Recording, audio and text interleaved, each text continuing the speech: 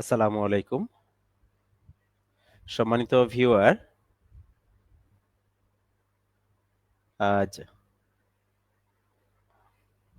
আমার এই লাইভ প্রোগ্রামে যুক্ত আছি আমি মোহাম্মদ আফসার উদ্দিন এবং আজকের এই লাইভ প্রোগ্রামে আমাদের সম্মানিত অতিথি হিসেবে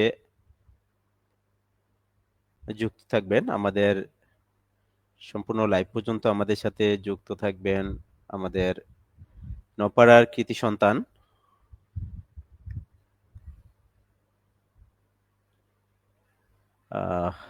ধর্ম বিষয়ক বিষয়ে জ্ঞান সম্পূর্ণ নম্র-ভদ্র গুণের অধিকারী সম্মানিত বড় ভাই, আমাদের নওপাড়ার মালত পরিবারের কৃতি সন্তান সাংবাদিক মোহাম্মদ কাশেম সিদ্দিকী। আমি আমাদের শ্রদ্ধেয় বড় ভাইকে এখনই অ্যাড করে নিচ্ছি। আসসালামু আলাইকুম ভাই। ওয়ালাইকুম আসসালাম ওয়া রাহমাতুল্লাহি ওয়া বারাকাতুহু। আপনাকে অনেক অনেক ধন্যবাদ। আপনি অনেক ব্যস্ততার মাঝে আজকে সারাটা দিন অনেক পরিশ্রম করছেন, প্লাস জার্নি করে খুব ক্লান্ত অবস্থায় এসেও আমাকে সময় দিচ্ছেন এবং আমাদের ভিউয়ারদের সময় দিচ্ছেন। এই জন্য সত্যি আমরা আপনার কাছে কৃতজ্ঞ এবং মোবারকবাদ জানাচ্ছি। তো আমি অলরেডি আপনার সম্পর্কে কিছুটা আলোচনা করেছি। আমার আইডিতে যারা আছেন অনেকেই হয়তোবা আপনার সাথে অতটা পরিচিত নেই। সেই দিক থেকে আপনি আপনার পরিচিতিটা একটু যদি সবার সাথে শেয়ার করতেন ভাই। আউযু বিল্লাহি মিনাশ শাইতানির রাজীম। বিসমিল্লাহির রহমানির রহিম। আলহামদুলিল্লাহি রাব্বিল আলামিন ওয়াল আকিবাতু লিল মুত্তাকিন ওয়াসসালাতু ওয়াসসালামু আলা সাইয়্যিদিল মুরসালিন ওয়া আলা আলিহি ওয়া আসহাবিহি আজমাইন। ছোট ভাই আফসার উদ্দিনের লাইভে আজকে যুক্ত হতে পেরে যদিও ব্যস্ততা ছিল, তারপরেও আমার আনন্দই লাগছে, ভালোই লাগছে। আমি মোহাম্মদ কাশেম সিদ্দিকী। আমার বাবার নাম জোনব আলী মালত, নপাড়া, পশ্চিম নপাড়া। আমি পড়াশোনা করেছি মূলত চাঁদপুরে, বাংলাতে অনার্স মাস্টার্স, এলএলবি করেছি, যদিও এটা আমি প্র্যাকটিস করি না। যখন সময় সুযোগ হবে তখন এটা প্র্যাকটিস করবো, আল্লাহ যদি বাঁচিয়ে রাখে। এখন মূলত রাজনীতির সাথে প্র্যাকটিস করি আর পত্র-পত্রিকায় একটু কাজ করি, একটু লেখালেখি করি। এইটাই মূলত বর্তমান আমার প্রফেশন। আর ফুলকুড়ির সাথে আমি দীর্ঘদিন ছিলাম। ফুলকুড়ি আসরের চাঁদপুর জেলা শাখার ডিরেক্টর ছিলাম টানা ৩ বছর। তারপরে বাংলাদেশ ইসলামী ছাত্র শিবিরের সাথেও জড়িত ছিলাম, একেবারে স্টুডেন্ট প্রাইমারি অবস্থায় আমি শিবিরের সাথে জড়িত হয়ে মূলত কাজ করছি। এই হলো আমার মূলত পরিচয়। আর সাংস্কৃতিক সংগঠনের সাথেও আমার একটু উঠা বসা আছে। নিজেরও সাংস্কৃতিক একটা সংগঠন আছে, নিজেও গান করি। তারপর পোলাপানরে গান শিখাইতাম আগে, এখন শেখানোর সুযোগটা হয়তো হয় না।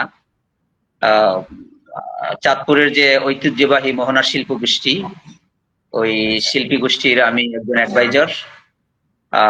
তারপরে চাঁদপুর জেলা ফুলকুড়ি আসরের বর্তমান অ্যাডভাইজার। তাই Very nice. আমার আসলে আমি এই বিষয়গুলা জানতাম না, কিন্তু আমার সম্মানিত দর্শকের যদিও আমি ইন্ট্রোডিউস করেছি, কিন্তু এই যে আরো যে এক্সট্রা কিছু গুণ আছে এই বিষয়গুলা সত্যি আমিও নিজেও জানতাম না। আপনার মুখ থেকে ফার্স্ট আমি শুনলাম। তো অনেক অনেক ধন্যবাদ। আসলে আপনি অনেক, এই জন্যই বলি যে আসলে আপনি অনেক ব্যস্ততা একটা কারণেই, কারণ অনেক কিছুর সাথে যখন একটা মানুষ এঙ্গেজ থাকে সেই সময় আসলে সময়টা বের করাটা একটু টাফ হয়ে যায়।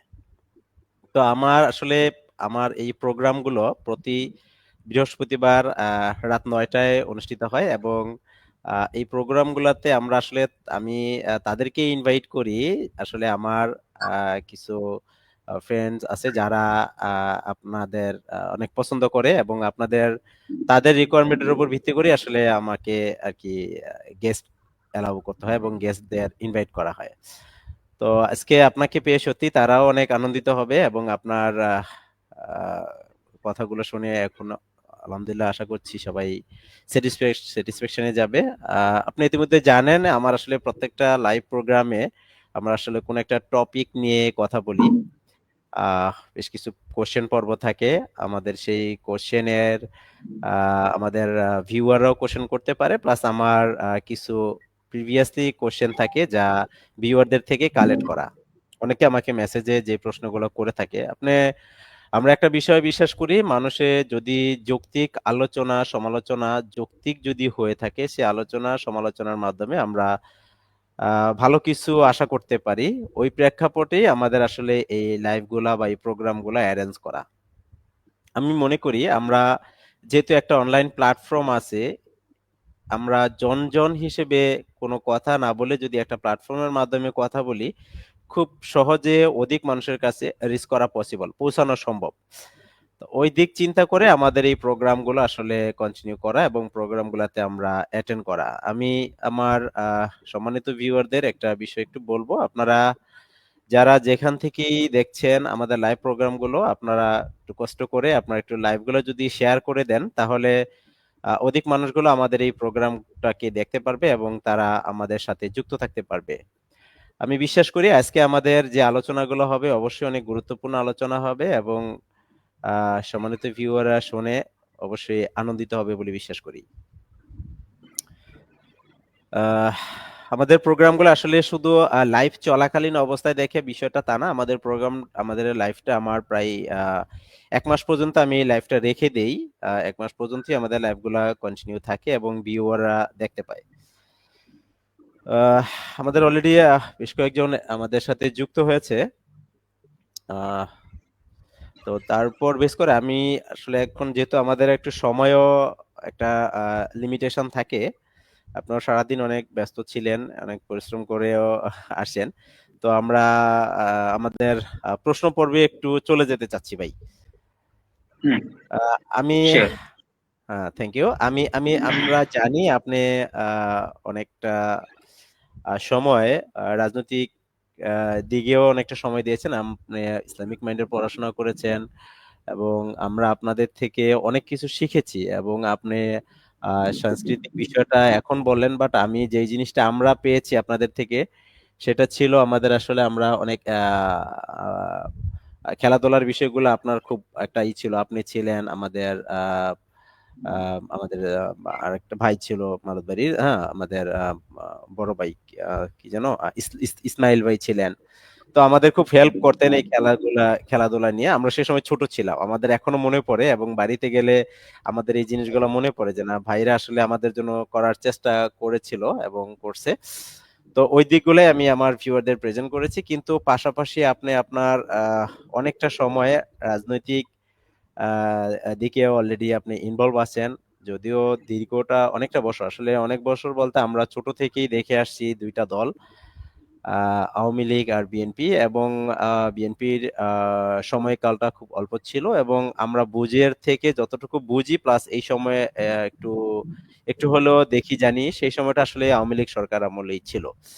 তো এই অবস্থাতে আপনি আপনার নিজের যেই আহ, সময়টা আপনি এই দিকে না দিয়ে আপনি আপনার অন্য একটা পলিটিক্যাল সাইড, বর্তমান জামায়াত শিবির বা জামায়াতের সাথে আপনি এঙ্গেজমেন্ট আছেন বলে আমরা জানি। তো আমি আসলে এখানে সরাসরি প্রশ্নটা করতে যাচ্ছি যে আপনি আসলে এই কবে থেকে এই জামায়াত ইসলামীতে সক্রিয়ভাবে রাজনীতির সাথে যুক্ত আছেন?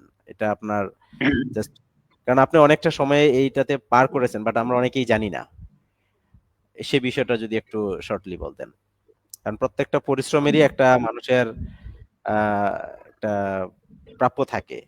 অনেক কষ্টের অনেক সময় আপনার সেখানে দিয়েছেন। তো আমরা আসলে এক্স্যাক্টলি জানি না, যদি আপনি এই বিষয়টা একটু আমাদের ভিউয়ারদের সাথে বলতেন। আলহামদুলিল্লাহ। আমি আহ, যদি আমার রাজনৈতিক বিষয়টা বলি, তাহলে আমি যখন এসএসসি তখনও দেই নাই। আচ্ছা। এসএসসি বলতে আমি তো মাদ্রাসায় পড়াশোনা করছি। জি ভাই। আমার দাখিল আলিম থেকে আমার শুরু। দাখিল তখনও দেই নাই। তখন আমি ছাত্র হিজবুল্লাহ, যেটা শর্ষিনা পীর সাহেবের একটা দল ছিল, ওইটা আমি করতাম। তো ওদের এখানে এই দলটা করতে গিয়ে আমি ওদের কাছে কিছু অসঙ্গতি পাইলাম, যার কারণে আমার ভালো লাগে নাই। হুম। তখন এসএসসি দেওয়ার পরেই, দাখিল দেওয়ার পরেই আমি ইসলামী শিবিরের দাওয়াত পাই। তৎকালীন আমি তখন হামচরে পড়াশোনা করি। আচ্ছা। ওইখানকার যিনি সভাপতি ছিলেন, ওনার মাধ্যমে আমি দাওয়াত পাই। তার মাধ্যমে এসএসসির পরেই আমি ছাত্র শিবিরের যুক্ত হই, এবং আলিম পাশ করার পরে শিবিরের সাথী হই। শিবির একটা ক্যাডার ভিত্তিক আন্দোলন, তো জি ভাইয়া। এটা সমর্থক, কর্মী, সাথী, সদস্য, এই স্তরগুলি আছে। আচ্ছা আচ্ছা। তো আমি আহ, সাথী হই আলিম পাশ করার পরে। সাথী হওয়ার পরেই আমি হামচর উপজেলা 96 সাল, তখন 96 সালে তখন আমি হামচর উপজেলা সভাপতির দায়িত্ব পাই আর কি। এই যে যাত্রা শুরু হলো, চললো আর কি। আচ্ছা আচ্ছা। তো মূলত শিবির রাজনীতিটা অনেকটা স্বচ্ছ রাজনীতি, তো ক্যাডার ভিত্তিক রাজনীতি। যদি কেউ ত্রুটি করে, হ্যাঁ হ্যাঁ হ্যাঁ। তখন এই গতিটা থেমে যায়, সংগঠনই তাকে স্টপ করে দেয়, আচ্ছা রাস্তাটা আচ্ছা বন্ধ আচ্ছা। করে দেয়, সংশোধন হয়ে আসো। হ্যাঁ হ্যাঁ। আমার জীবনে এরকম একটা ঘটছিল, যার কারণে আমার যেই 96 থেকে যেই যাত্রাটা আমার শুরু হলো, 96-এ তো তখন আমি উপজেলা সভাপতি, আচ্ছা। পাঞ্চর মতো একটা 96। গুরুত্বপূর্ণ উপজেলা সভাপতি ছিলাম। হুম। তো এইটা এক পর্যায়ে এসে আমি হোঁচট খেলাম। এই হোঁচট খাওয়ায় আমার বেশ কিছু সময় লস হয় আর কি। এখনো আছি, শিবিরের মাধ্যমে এখন জামাতে জামাতে আছি আর কি, এই অবস্থায়। তার মানে অনেকটা বছর আপনি সেই 96 থেকে আপনি সক্রিয়ভাবে বলতে পারি 96-এ, যেহেতু ওই সময় আপনি সভাপতি দায়িত্ব পালনে ছিলেন, সো 96 মানে অনেক অনেক বছর। তো এখন এখন কিন্তু সেই 96 এর যে রাজনীতি আর বর্তমান জামায়াতের যে রাজনীতি, বর্তমান বলতে একদম কারেন্ট সিচুয়েশনকে মিন করছি, অনেকটা কিন্তু ডিফারেন্ট, তাই না ভাই?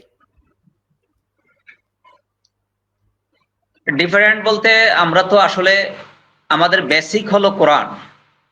আচ্ছা, basic, very nice, very nice. হ্যাঁ, বেসিকটা যেহেতু কোরআন, এর মধ্যে খুব একটা ডিফারেন্ট নাই, কৌশলগত কিছুটা ডিফারেন্ট আছে, কৌশলগত। হুম হুম কিন্তু হুম বেসিক কোনো ডিফারেন্ট আমাদের হয় নাই, ওইটাই আছে। যেহেতু কোরআন চেঞ্জ হয় না, কোরআনের হুম। নীতিগুলি চেঞ্জ হয় না, আমরা আচ্ছা। সেই নীতিটার উপরেই, এটাই আমাদের মূলনীতি। আর এই মূলনীতিগুলি প্রয়োগ করতে গিয়ে হুম হুম। সময়ের প্রয়োজনে, সময়ের চাহিদার আলোকে আমরা কৌশলের পরিবর্তন করি আর কি। Definitely, definitely. নাইস। আসলে মানে সবকিছু ডিপেন্ড করে টাইমের উপর।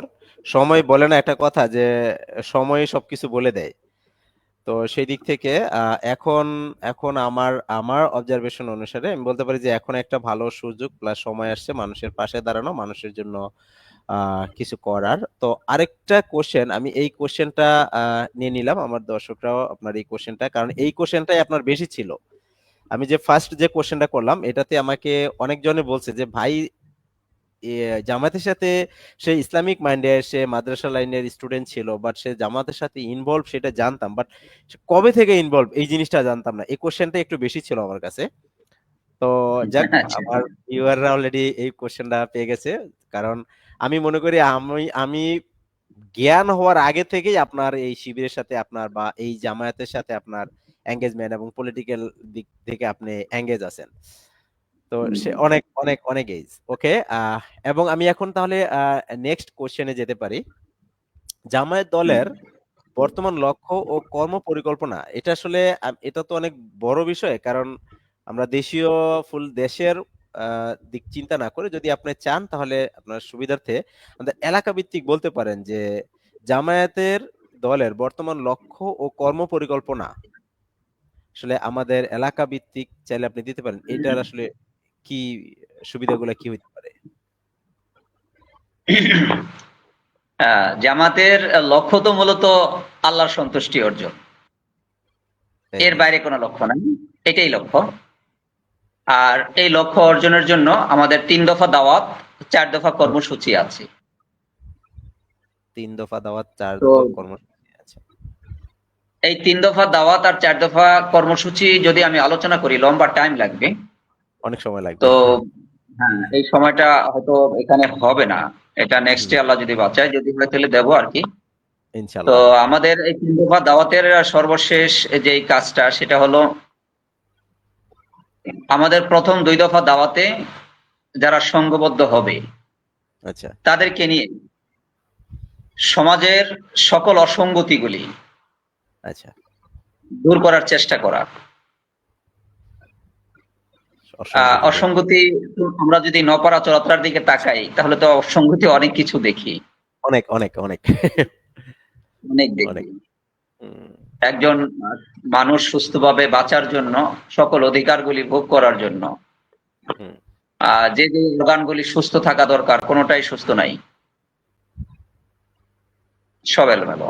এগুলি মূলত লাইনে আনার জন্য এই আচ্ছা, সংঘবদ্ধ যেই লোকগুলি আমাদের সাথে সংঘবদ্ধ হবে তাদেরকে নিয়ে একসঙ্গে কাজ করা। আর এই কাজ করার মধ্য দিয়েই, আর এই কাজটা হবে কিন্তু কোরআন এবং হাদিসের আলোকে, এর বাইরে যাবে না, এবং এর মাধ্যমে করে আল্লাহর সন্তুষ্টি হবে। আচ্ছা। Very nice. আপনি খুব শর্টলি, এই অ্যান্সারটা অনেক বড় ছিল, কিন্তু খুব অল্প সময়ে আমাদের বুঝাই দিলেন। অনেক অনেক ভালো। মানে এক কথায় যদি আমরা বলতে চাই তাহলে বলতে পারি যে কোরআন হাদিসের আলোকে, কোরআন হাদিসের আলোকে আমাদের চলার জন্য যে দিক নির্দেশনা, সেটা আসলে আপনারা ওই ওই দিকটাই আমাদের আসলে ফোকাস করতে যাচ্ছেন, এবং আমরা ওইভাবেই চলার জন্য যা যা দরকার সেই লক্ষ্যগুলো আপনারা আসলে আইডেন্টিফাই করছেন। Very nice. জি। এখন এখন যেহেতু দেখেন এই যে নতুন প্রজন্ম, নতুন প্রজন্মের জন্যই কিন্তু আমরা অনেকে তাকিয়ে থাকি, নতুন প্রজন্মের দিকে আমরা তাকিয়ে থাকি যে তারা কি করবে, তাদের নিয়ে কিভাবে চলবে, তারাই তো আমাদের ভবিষ্যৎ সবকিছু। তো এই হ্যাঁ, নতুন প্রজন্মের মধ্যে জামায়াতের গ্রহণযোগ্যতা, কারণ বর্তমানে জামায়াতের, আমরা একটা সময় জামায়াতের নাম অতটা, বিশেষ করে আমাদের ওই এরিয়াতে, আমাদের অঞ্চলটাতে জামায়াত শিবিরের খুব একটা প্রভাব ছিল না, কিন্তু এখন ওই যে মানুষ তো সেটাই চায়, মানুষ কিন্তু টাকা পয়সা ধন সম্পদ কারো কাছ থেকে চায় না। মানুষ শুধু একটা জিনিসই চায়, ভালো ব্যবহার, ভালো আচরণ, এবং একটু সুযোগ সুবিধা। সেই সুযোগ সুবিধা অর্থ দিয়ে করতে হবে বিষয়টা তা না, একটু চলাফেরায় যদি সুযোগ সুবিধা থাকে, সুযোগ সুবিধা পায়, তাহলে মানুষ ওইটার প্রতি একটু বেশি আকৃষ্ট হয়। কারণ বর্তমান যুগটাতে কেউ কাউকে পরোয়া করে না, কেউ কাউকে পরোয়া করে না, কেউ কারোর সাথে ওই যে একটা বিষয় আছে না যে আমি আপনাকে ভয় পেয়ে চলবো বা আরেকজন ভয় পেয়ে চলবে, ওই বিষয়টা এখনকার যুগে এই এই সময়টাতে এসে আসলে নাই। সবাই একটু বোঝার চেষ্টা করে, সবাই একটু বোঝে। হ্যাঁ, তো এই এই কারণে আসলে এখন চাইলেই আমরা সবকিছু করতে পারি না, বা সবকিছু করা পসিবল হয় না, কারণ যেটাই করবো একটা যুক্তিযুক্ত কারণ থাকে এবং ভালো একটা দিক থাকতে হয়। তো সেই দিক থেকে এই নতুন প্রজন্মের মধ্যে জামায়াতের গ্রহণযোগ্যতা কতটুকু আছে বলে আপনি মনে করেন ভাই? এটা তো আমরা এখন দেখছি সবাই একসঙ্গে। নতুন হ্যাঁ ভাই। প্রজন্মের মাঝে এখন জামাতের গ্রহণযোগ্যতা হলো সমুদ্রের জোয়ারের মতো। মাশাল্লাহ, মাশাল্লাহ। এটা আল্লাহর শুকরিয়া আদায় করার ভাষা আসলে আর না, এটা মূলত রাষ্ট্রযন্ত্রের কারণে আচ্ছা। দীর্ঘদিন 41 সালে জামাত ইসলামী প্রতিষ্ঠা হয়েছে। হুম। এই 41 সালের পর থেকে পাকিস্তানেও জামাত ইসলামী নিষিদ্ধ হয়েছে। আচ্ছা। কারণ পাকিস্তান যারা শাসন করত তারাও চাইতো না যে কোরআন দিয়ে রাষ্ট্রটা চলুক, কারণ কোরআন দিয়ে চললে তারা নেতৃত্ব পাবে না, সেই যোগ্যতা সেই কোয়ালিটি তাদের হুম। নাই। কারণ নাই। তাদের ব্যক্তি স্বার্থ ছিল, দুনিয়ার অনেক অর্জনের লক্ষ্য উদ্দেশ্য তাদের ছিল, এগুলি তারা অর্জন আচ্ছা। করতে পারবে না যদি এই কোরআন এবং হাদিসের আলোকে এই রাষ্ট্রটা চলে। যার কারণে জামাত যেহেতু কোরআনের আলোকে রাষ্ট্রটা চালাইতে চায়, আহ, এই জন্য সকল শাসকরাই জামাতের বিপক্ষে অবস্থান নিয়েছে, সকল শাসকরা। পাকিস্তান আচ্ছা সরাসরি জামাত ইসলামীকে, যেই শাসকই আসলো হুম পাকিস্তান আমলে, সবাই জামাতের বিরোধিতা করলো। এরপরে দেশ যখন স্বাধীন হলো, তখন হুম আমরা দেখলাম আওয়ামী লীগ, বিএনপি, জাতীয় পার্টি সবাই জি জামাতের বিরোধিতা করলো। কারণ এরা সবাই তো চায় দুনিয়ার একটা স্বার্থ, মানে হুম বস্তুবাদী স্বার্থ, তারা স্বার্থ নিয়ে তারা রাজনীতি করে। জামাত ইসলামীর লক্ষ্যের সাথে এটা সম্পূর্ণ সাংঘর্ষিক। জামাত যদি সাংঘর্ষিক বিজয়ী হয়, তাহলে তাদের স্বপ্ন ভেঙে চুরমার হয়ে যাবে। এই জন্যই মূলত তারা সবসময় জামাতের বিরোধিতা করে আসতেছে, সকল শাসকরাই।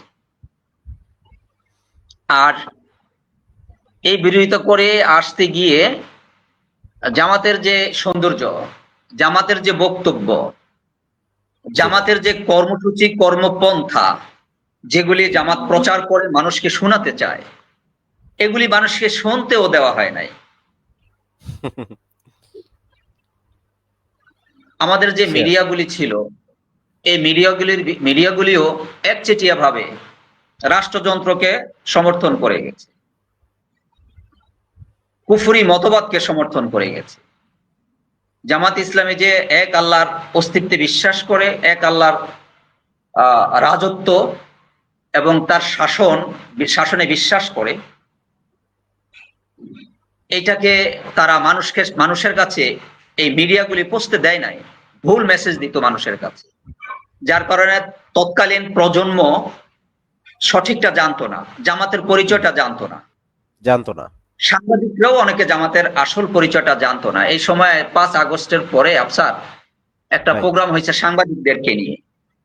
আচ্ছা আচ্ছা তখন সকল সাংবাদিকরাই সেই প্রোগ্রামে অ্যাটেন্ড করছে, প্রভাবশালী যত মিডিয়া আছে সবাই, মূলধারার। আচ্ছা সকল সাংবাদিক এক বাক্যে বলতে বাধ্য হয়েছে, আমাদেরকে সত্য থেকে অনেক দূরে সরে রাখা হয়েছে, আমরা সত্যটা জানি নাই। আজ জানছি। এক মেয়ে দাঁড়ায় আবেগ তাড়িত হয়ে, উনি একজন হুম সিনিয়র সাংবাদিক, আচ্ছা উনি কান্নাজড়িত কণ্ঠে বলল যে এই বিষয়গুলি আমাদেরকে জানতে দেওয়া হয় নাই। আলহামদুলিল্লাহ, 5 তারিখের পরে মিডিয়া অনেকটা পজিটিভ, এখন মানুষ জানছে।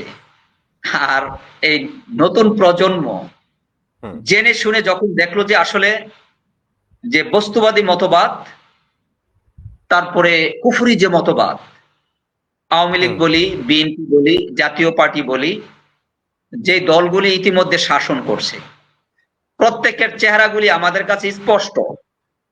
তারা সেম টু আসলে সেম কি বলেছে না আর কি করলো, একটা হ্যাঁ থেকে কি আরেকটাকে আলাদা করা যায়? যায় না।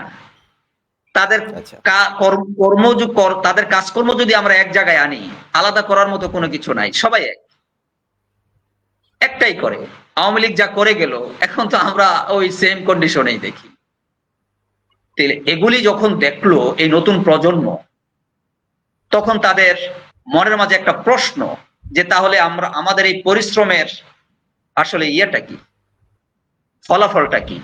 আমরা যে একটা শক্তিকে উৎখাত করলাম, হুম উদ্দেশ্যটা কি?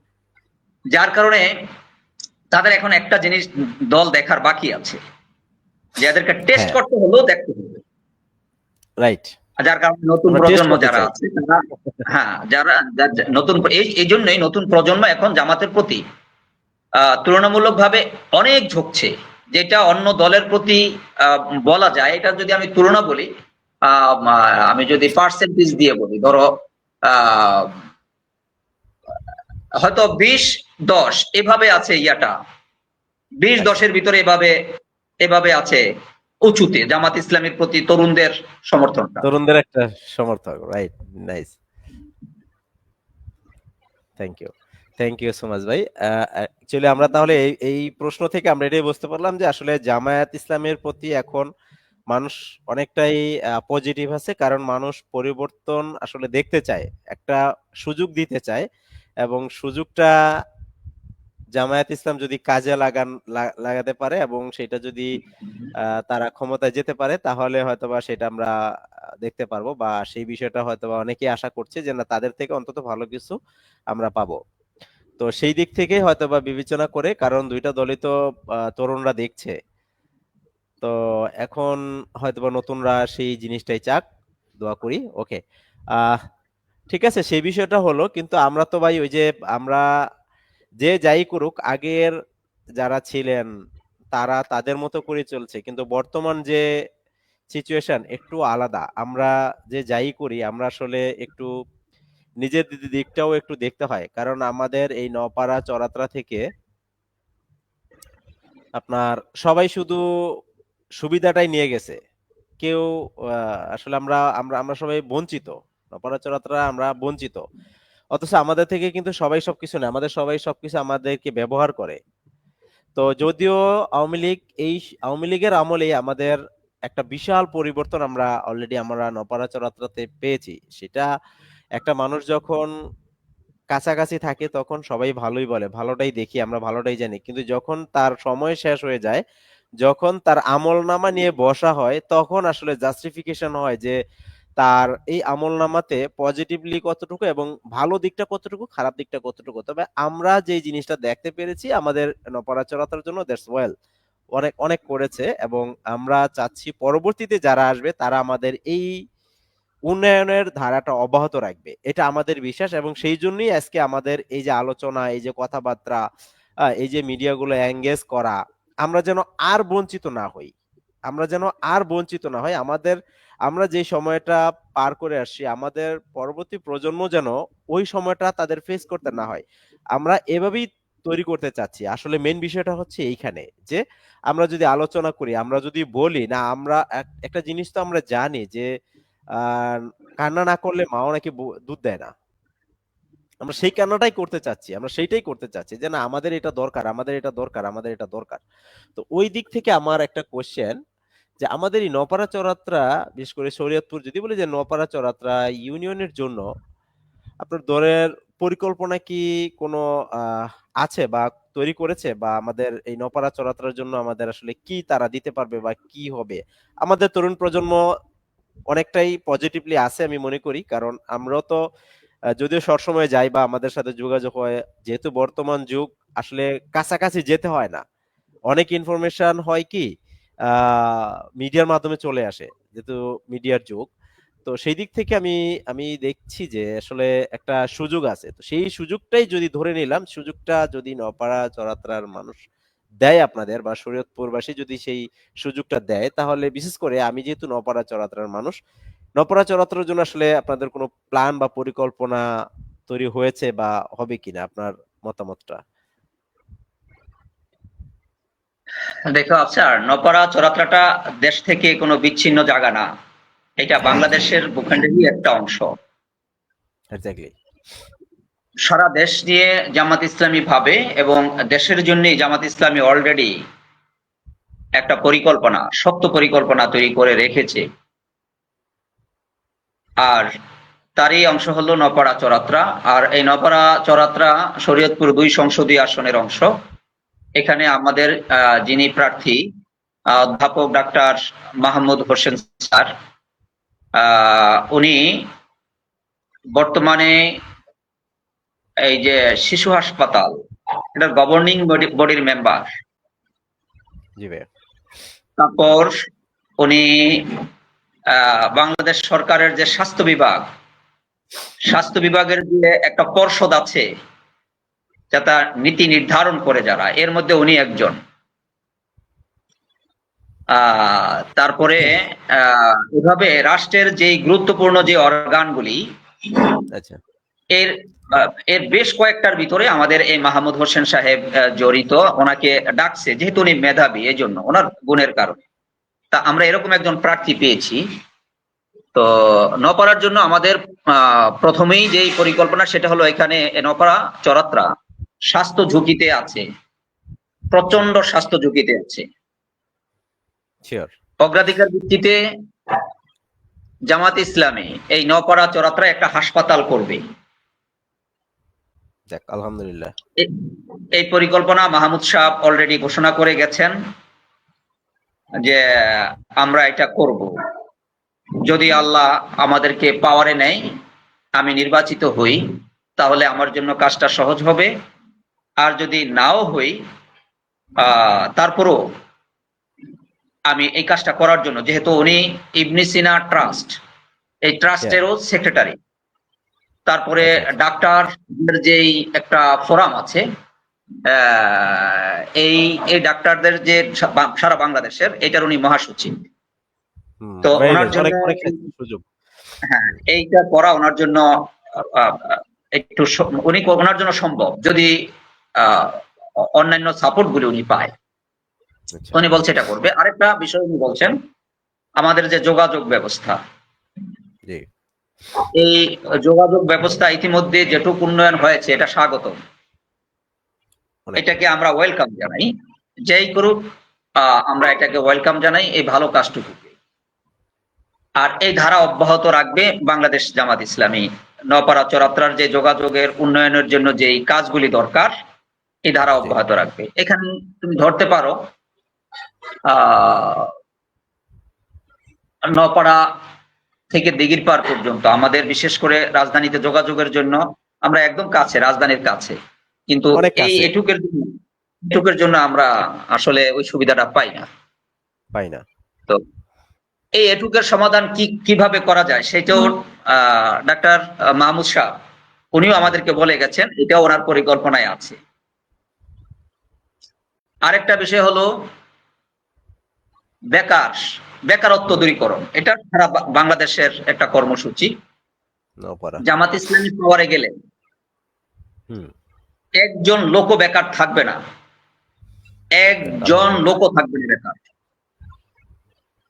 এটা হলো জামাত ইসলামীর ঘোষণা। আর এই নওপাড়া চরাত্রা যেহেতু তারই অংশ, দেশেরই একটা অংশ, সেজন্য শিওর। এখানেও থাকবে না ইনশাল্লাহ। আর আমাদের মাহমুদ সাহেব যেহেতু ওনার যেহেতু কর্মক্ষেত্র রাষ্ট্র ছাড়াও, যদি জামাত ইসলামী আহ পাওয়ারে নাও যায়, আমরা যদি জামাতের সাথে যুক্ত হই, জামাতের একটা রাষ্ট্রের জন্য যত প্রতিষ্ঠান আছে, জামাত ইসলামী দলীয় ভাবে এরকম সবগুলি প্রতিষ্ঠান করে রাখছে, সবগুলো প্রতিষ্ঠান। মাশাআল্লাহ।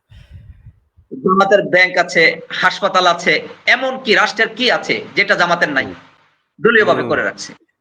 এই এই আমি একটু এই বিষয়টা একটু একটু আপনার সাথে একমত পোষণ করি। একমত পোষণ করছি না, একটু ইনফর্ম করি।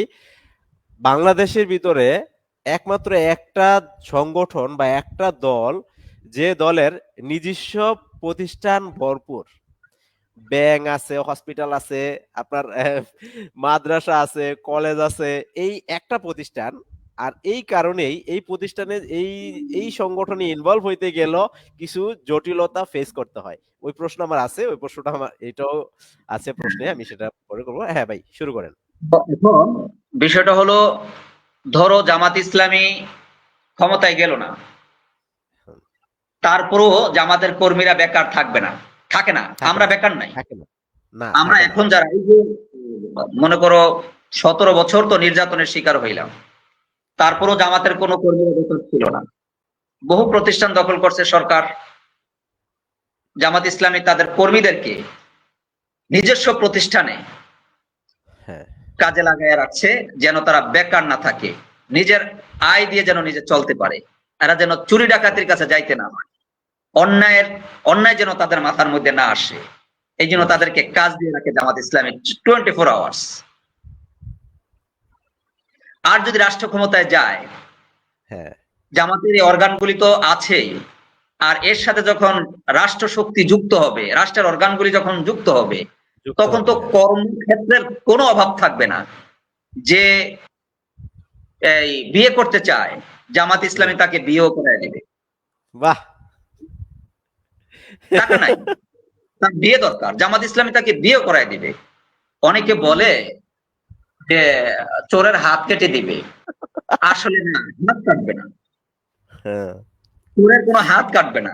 এই এদের জন্য একটা সংশোধনাগার থাকবে, হ্যাঁ, তুমি যারা থাকবে পরিবর্তন। হ্যাঁ, তাদের জন্য সেখানে হুম, আলেম থাকবে, সেখানে জ্ঞানী গুণী লোক থাকবে, বৈজ্ঞানিক থাকবে, বা বিভিন্ন স্তরের লোকজন সেখানে থাকবে, তাদেরকে পার্ট বাই পার্ট প্রশিক্ষণ দেবে।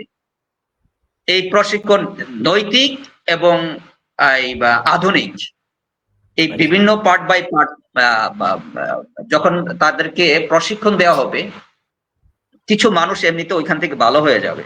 যারা ভালো হয়ে যাবে তাদেরকে কাজ দিয়ে ওইখান থেকে বের করবে। হুম তুমি পরিবর্তন হও, এবার তুমি তোমার কাজ নাও, তুমি তোমার পরিবার হ্যাঁ, চালাও। যে তুমি কি জন্য এই কাজটা করো, ওই অভাবটা জামাত ইসলামী রাষ্ট্রীয়ভাবে পূরণ করবে। আসলে কি জামাত ইসলামী রাষ্ট্র কিভাবে করবে, এটা যদি আমরা চিন্তা করি, আমরা মদিনা নামক রাষ্ট্রের দিকে যদি তাকাই, হুম তাহলে এটার মডেল আমরা পাওয়া যাই। আচ্ছা এই নপড়ার জন্য জামাত ইসলামীর যে পরিকল্পনা আছে, নপড়াতে ইনশাল্লাহ কোনো ধরনের বেকার থাকবে না, এই গ্যারান্টিটা আমি জামাত ইসলামীর মেসেজ থেকে এই নপড়ার তরুণদেরকে, যুবকদেরকে, যারা আমরা বেকার আছি তাদেরকে দিয়ে দিলাম। ওকে, থ্যাংক ইউ সো মাচ। আমি তাহলে এটা এটা আমি আমার নপাড়াবাসী বা নপাড়া চরাতরাবাসীর জন্য একটা মেসেজ দিয়ে দিই। মেসেজটা হলো এরকম যে, যেটা আমাদের মৌলিক চাহিদার ভিতরে দুইটা জিনিস, আমার আমার দৃষ্টিকোণ থেকে হয়তো বা আমার সাথে অনেকেরই এটা একমত হবে। একটা হচ্ছে হসপিটাল, আর একটা হচ্ছে যাতায়াত। আর সেই যাতায়াতটা হলো দিঘিরপাড় থেকে আমাদের নপাড়া। এখন অলরেডি কিন্তু আপনি, আমরা আমাদের একটা প্রতিবেদন আমরা পেয়েছি, আমাদের আরেকটা সাংবাদিক মুন্সিগঞ্জ প্রতিনিধি আছে, উনি আমাকে গতকালকেই দিয়েছে যে মুন্সিগঞ্জের অনেকগুলা প্রজেক্টের সাথে দিঘির পাড়ের একটা আহ, সড়কের একটা হয়েছে, একটা একটা ব্রিজের অনুমোদন তারা পাচ্ছে। তো ওই দিকটা হয়ে গেলে আমাদের যদি এই চরটা থেকে যায়, আপনার রাজাবাড়ি চর, তাহলে আমাদের নপাড়ার জন্য একটা একটা সুযোগ হতে যাচ্ছে আর কি। যদি এটা আমরা এটা করে নিতে পারি, আমাদের যারা আছেন তারা যদি এই জিনিসটা মাথায় নেয়, আমলে নেয়, তাহলে সেটা হয়ে যাবে আশা করছি। এবং দ্বিতীয় হচ্ছে হসপিটাল। তাহলে যাতায়াত এবং হসপিটাল, আরেকটা সবচেয়ে বড় বিষয় হলো যে বিয়ে করতে গেলেও তার কোনো প্রবলেম হবে না।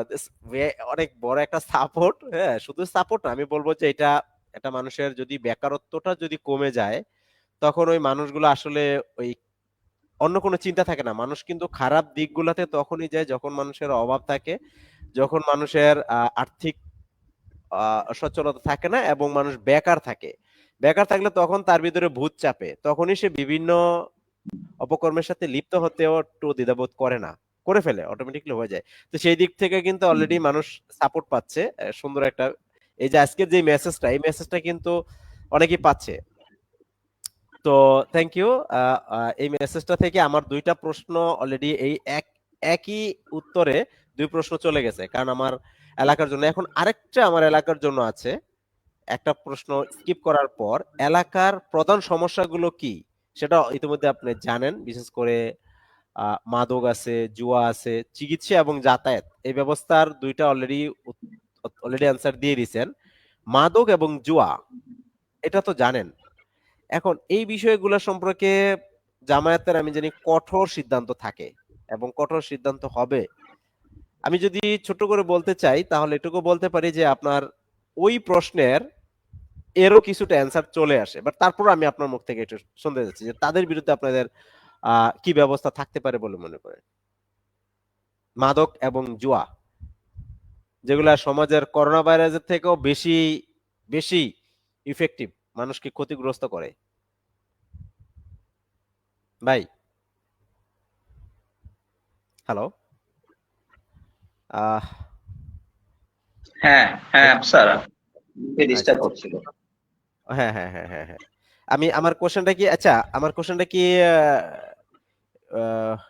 ক্লিয়ার ভাই, নাকি আমি আরেকটু একটা একটা মাদক, একটা জুয়া, আমাদের, মাদক, জুয়া। হ্যাঁ হ্যাঁ, মাদক এবং জুয়া, এটার পরে আমাদের একটা কমেন্ট আসছে, এই কমেন্টটা আমরা একটু অ্যান্সারটা দিয়ে দিব। আগে আমরা মাদকের এবং জুয়ার বিষয়টা একটু একটু যদি বলতেন।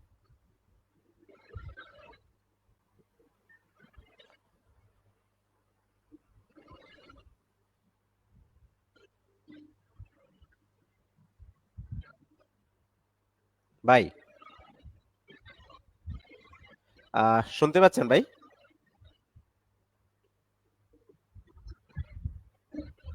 নেট মনে হয় খুব বেশি প্রবলেম করে। এখন শোনা যাচ্ছে, বলো। আচ্ছা, সমস্যা নেই। মাদক এবং জুয়ার মানে মাদক এবং জুয়া এই দুইটার সমস্যার প্রেক্ষিতে আপনাদের আসলে পদক্ষেপটা কি ধরনের হতে পারে, বা এটা আপনাদের কিভাবে দেখছেন প্লাস নিচ্ছেন?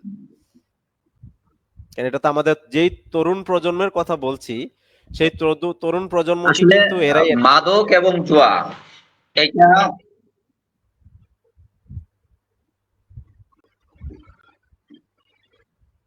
হ্যালো, হ্যাঁ ভাই, হ্যাঁ ভাই বলেন।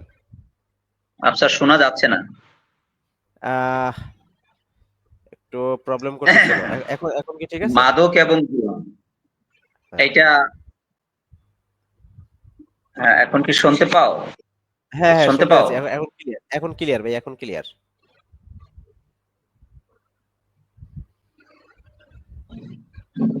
মাদক এবং জুয়া এই এই এই দুইটা আমাদের এলাকা না, শুধু সারা দেশেই একটা হুম শ্রেণীকে একদম ধ্বংস করে দিচ্ছে। আসলে এটার জন্য ওই শ্রেণীটা দায়ী না, হুম যারা এটার সাথে জড়িত তারা এটার জন্য দায়ী। হুম, শিওর।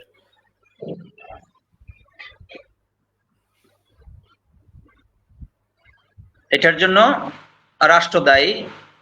এই হুম রাষ্ট্রে যারা পরিচালনা করে, এই সমাজকে যারা পরিচালনা করে, মূলত তারা দায়ী। হুম, ওকে। সমাজে এবং রাষ্ট্রে যদি সেই নৈতিক শিক্ষাটা থাকতো, হুম সেই নৈতিক জায়গাগুলি যদি সহজলভ্য হতো, হুম তাহলে তারা এই মাদকের শিক্ষাটা পেত না। মাদকটা এখন যত সহজভাবে পেয়ে যায়, বা আহ, পারিবারিক সেই তদারকি না থাকার কারণে, হুম, বা রাষ্ট্রীয় বা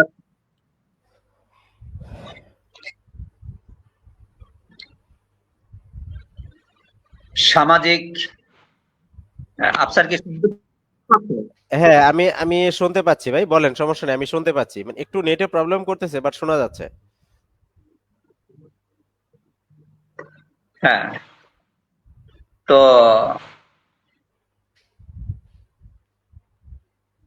ফোন আসতেছে বারবার, বুঝছো? ও, ওই ওই এই সেই কারণেই মনে হয় একটু ডিস্টার্ব ডিস্টার্ব হচ্ছে মনে হয়।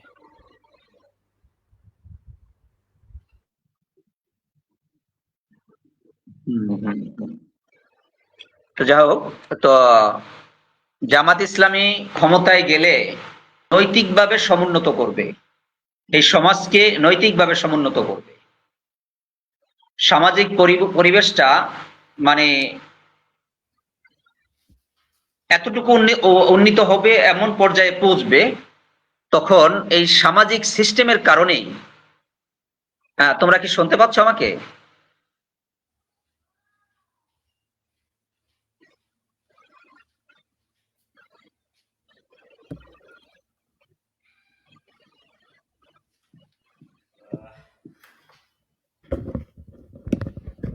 আচ্ছা, শুনতে পাচ্ছ? আন্তরিকভাবে দুঃখিত।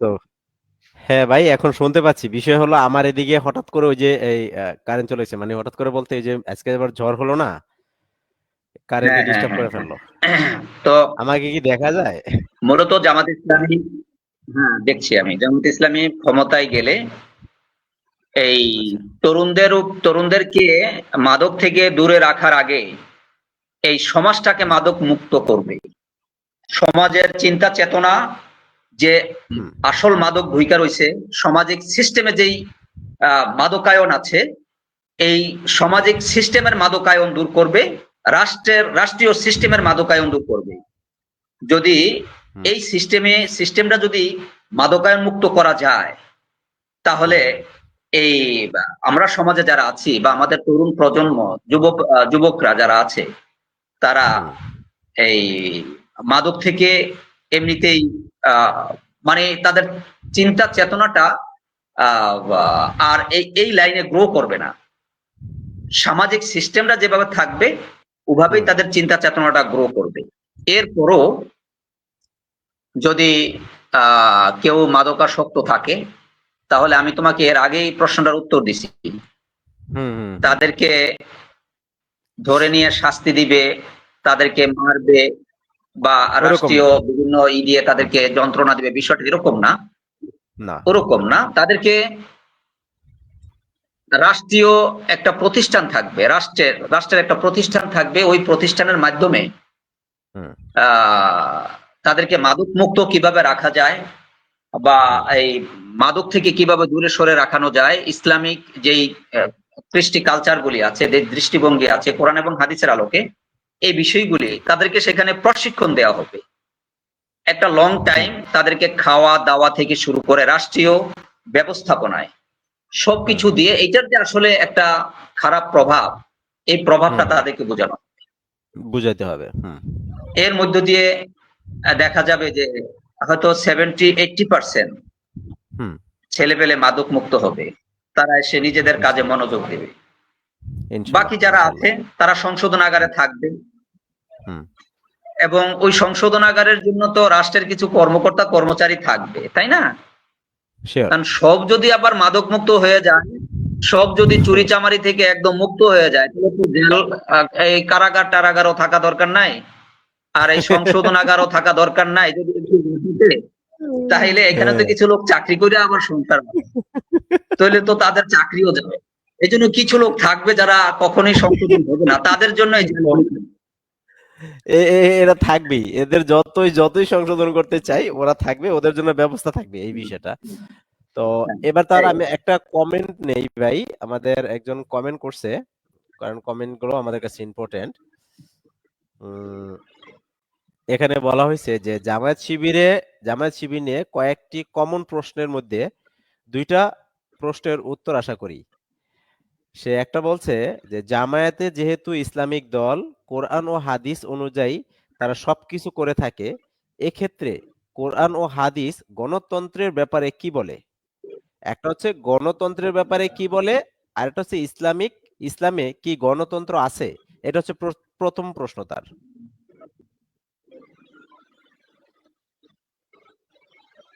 হ্যাঁ, ইসলামে সরাসরি গণতন্ত্র নেই। ইসলামের গণতন্ত্রের নমুনাটা ছিল ভিন্ন রকম, ওইখানে গণতন্ত্র আছে, তবে নমুনাটা ভিন্ন রকম। ভিন্ন রকম। হুম রাসূল সাল্লাল্লাহু আলাইহি সাল্লাম যখন কোনো ডিসিশন নিতেন, রাষ্ট্রীয় হুম যখন কোনো ডিসিশন নিতেন, হুম তখন আল্লাহর পক্ষ থেকে রাসূল সাল্লাল্লাহু আলাইহি সাল্লামের কাছে একজন ওহী আসতেন। জি ওহী ডিসিশন দিয়ে দিতেন যে এভাবে কাজটা করলেই আপনার জন্য মঙ্গল। হুম এরপরও রাসূল সাল্লাল্লাহু আলাইহি সাল্লাম সাহাবীদেরকে নিয়ে বসতেন, হুম তাদের মতামত নিতেন। এই যে মতামতটা নিতেন, এটাই হলো গণতন্ত্র। হুম নাইস, ওকে, থ্যাংক ইউ। এটা তাহলে আমরা প্রথম প্রশ্নের উত্তরটা পেয়ে গেলাম, এবং দ্বিতীয় প্রশ্ন তার, জামায়াত ও শিবিরের অনেক সাথী সদস্য দাড়ি ছাঁটে, এ ব্যাপারে তাদের পদক্ষেপ কি? এটা সে যে তার জানার জন্য এই প্রশ্নটা, যে দাড়ি যে তারা হ্যাঁ, কেটে ফেলে বা এই বিষয়টা তার একটা মানে জানার জন্য এই প্রশ্নটা করছে। আশা করছি সে প্রথম হ্যাঁ, প্রশ্নের উত্তর পেয়ে গেছে, কারণ হযরত মুহাম্মদ সাল্লাল্লাহু আলাইহি সাল্লাম যেহেতু তার সাথীদের সাথেই যে কোনো বিষয়ে যে যাই করতো, সে জেনে বুঝে তারপরেও তার সাথীদের সাথে সেই বিষয়টা আলোচনা করতো, আলোচনায় যেত। ওইটাই এক প্রকার গণতন্ত্র, কারণ ওই আলোচনাটাই হচ্ছে এক প্রকার গণতন্ত্র। ওকে, তাহলে দাড়ি ছাঁটাই করে ফেলে সেই বিষয়টার ব্যাপারে কি বলবেন? দাড়ি ছাঁটাইয়ের বিষয়ে, এটা দাড়ি রাখার বিষয়ে দুই তিনটা মতবাদ আছে। আচ্ছা। একটা হলো দাড়ি একদম ছেড়ে দেয়া, এটা এক পক্ষ বলে। আরেক পক্ষ বলে যে এক মুষ্টি রাখা। হুম আরেক পক্ষ বলে, কিছু মতবাদ আছে যে আহ 40 গজ দূরে থেকে দেখা যায় বা বোঝা যায় যে উনি দাড়ি রেখেছেন, হুম এতটুকু হইলে দাড়ির হক আদায় হবে। তাহলে এখানে তিনটা মতবাদ আছে। এই তিনটা মতবাদের ভিতরে হুম যে 2 নাম্বার যেটা বলছি আমি, হুম যে এক মুষ্টি, এই মতবাদটার পক্ষেই জনবল বেশি। জনবল বেশি। এটার পক্ষেই লোকজন বেশি। হুম তো আচ্ছা। শিবিরের ছেলেরা, হুম জামাতের লোকজন অধিকাংশই দাড়ি লম্বা রাখে, অধিকাংশই, দুই একজন আছে হুম আহ যারা বিভিন্ন আধুনিক আহ ইয়ের সাথে চলে, দুই চারজন আছে এরা দাড়ি একটু ছোট রাখে, আর অধিকাংশই লম্বা দাড়ি রাখে। আর শিবিরের ভিতরে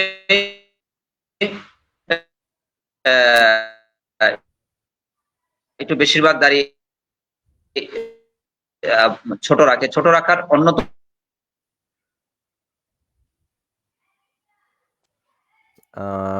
আফসার কি আমি শুনতে পাচ্ছ? আমি দুঃখিত, মনে হচ্ছে মানে আবার একটু ইন্টারনেটটা প্রবলেম করতেছে, মানে এখন এখন ঠিক আছে, এখন ঠিক আছে। ভাইয়ার ফোন আসছিল নাকি আবার? আপনার কল আসলে মনে না, হয় প্রবলেম ফোন হয়, আসে আদারওয়াইজ। নাই। ও আচ্ছা, তাহলে এখন ঠিক আছে, এখন একটাই আবার ঠিক ডিস্টার্ব। আছে, এখন এখন ঠিক আছে। শিবিরের ভিতরে দাড়ি ছোট রাখার প্রবণতা বেশি। এটা যিনি প্রশ্ন করেছেন উনি ওকে, সঠিক প্রশ্ন করেছেন, ওকে, এবং যা ধন্যবাদ। দেখছেন তাই করছেন, এটা ঠিক আছে। হ্যাঁ। হ্যাঁ, ওকে, তাহলে আমরা আশা করছি আমাদের এমডি শাহিন রাজ উনি তার প্রশ্নের উত্তর পেয়েছে, কারণ দুইটা প্রশ্নের যেহেতু এটা মতবাদ আছে কিছু। এটা এটি আমি একটু ক্লিয়ার করি আফসার, ওকে, আমি একটু ক্লিয়ার ওকে, করি। ওকে। শিবির শিবির হলো কি, এই শিবিরেই বাংলাদেশের রাজনীতিতে হুম, ইউনিভার্সিটির যারা স্টুডেন্ট, হুম, কলেজ ভার্সিটির যারা স্টুডেন্ট, যারা ইসলামের সাথে পরিচিত না, হুম, যারা দাড়ির সাথে পরিচিত না, কোরআনের সাথে পরিচিত না, হুম, দাঁড়ায় পেশাব করা, বসে পেশাব করার তাদের মাঝে আসলে আহ, তারা করে না, তারা ম্যাটার করে না, এই যে হুম, বিষয়গুলি যাদের কাছে গুরুত্বপূর্ণ না, এমন ছেলেদের মাঝে শিবির অনর্গল এই ইসলামের দাওয়াত দিয়ে যায়।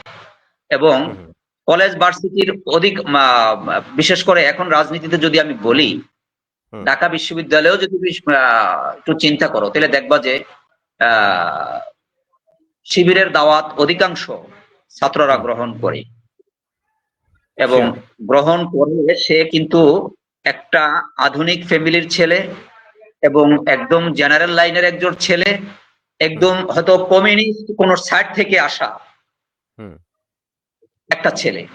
এখন তার সাথে যখন কাজ করতে হয় আমাকে, তখন হুম, তাকে এই ওই লাইনেই আমাকে তার সাথে কথা বলা লাগে। তোমাকে আমি একটা উদাহরণটা এভাবে দেই, ডান দিকে চলা হলো সুন্নত, হুম, ডান দিকে চলা সুন্নত, কিন্তু আমাদের দেশে কি করে, গাড়ি চলে বাম সাইড দিয়ে, হুম, বাম দিক দিয়ে যায়।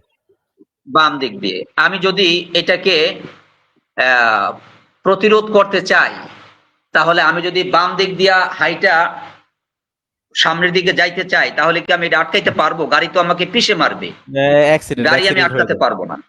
এই না। জন্য অ্যাক্সিডেন্ট হবে। এই জন্য আমাকে ওই বাম দিক দিয়ে গিয়েই মিছিল করতে হবে, আমার দাবিগুলি জানাতে হবে, যেন গাড়ি যেদিকে যায় আমাকেও সেদিকে মুখ করে মুভ করে। আহ, হুম, আহ, আমার আবেদনটা, আমার হুম, বক্তব্যটা রাষ্ট্রকে হুম, জানাতে হবে।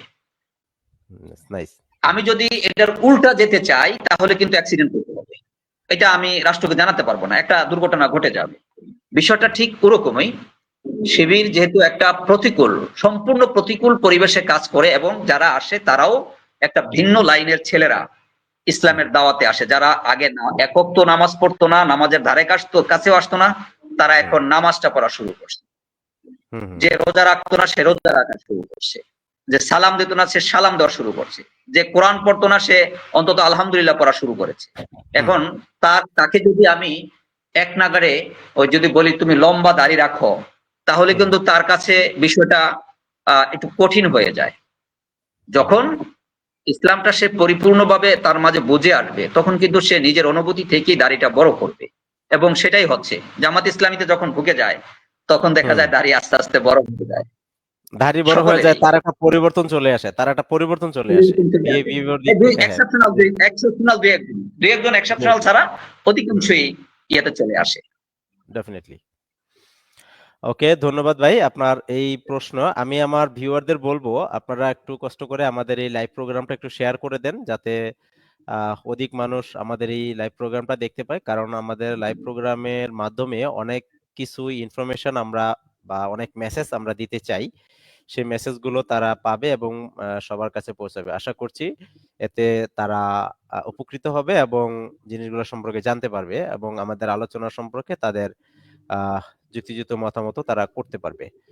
সেই জন্য বলবো আমাদের লাইভটা একটু শেয়ার করে দিতে। এবং আপনি আমাদের এই লাইভ প্রোগ্রামে দেখেন অলরেডি আমাদের একজন কিন্তু আপনার শুভাকাঙ্ক্ষী, হ্যাঁ, এও কিন্তু আপনার শুভাকাঙ্ক্ষী।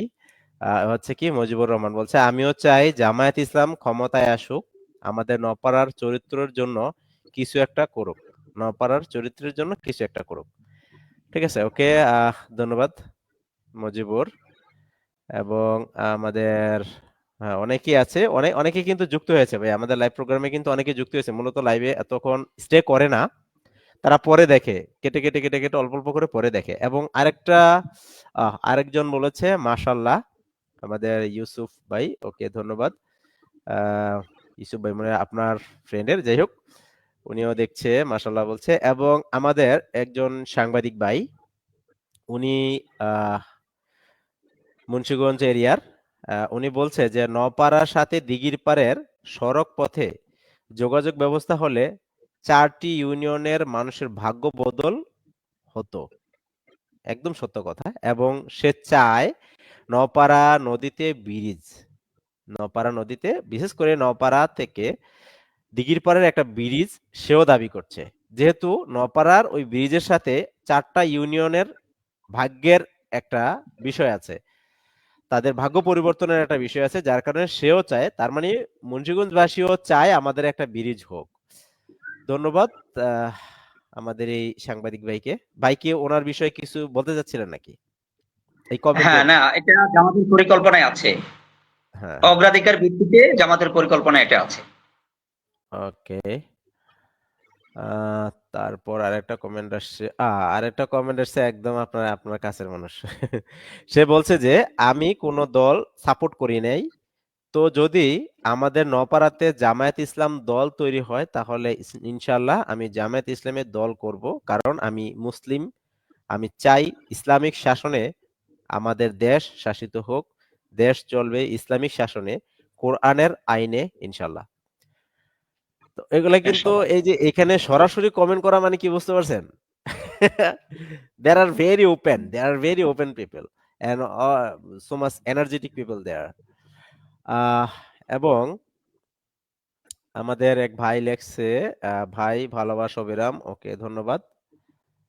আরেকজন কমেন্ট করছে রাসেল ঢালি, মাদক মুক্ত থাকার জন্য পারিবারিক শিক্ষার পাশাপাশি সামাজিক শিক্ষা খুবই জরুরি।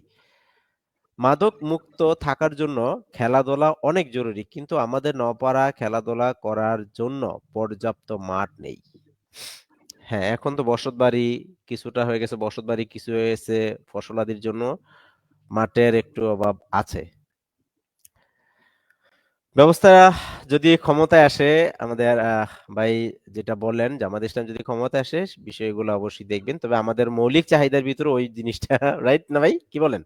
না, এটা আমি বলছি যে মাদক মুক্ত করার জন্য পারিবারিক হ্যাঁ, শিক্ষা, হুম, সামাজিক শিক্ষা এবং রাষ্ট্রীয় শিক্ষা, রাষ্ট্র হ্যাঁ, সেই পরিবেশগুলি তৈরি করে দেবে।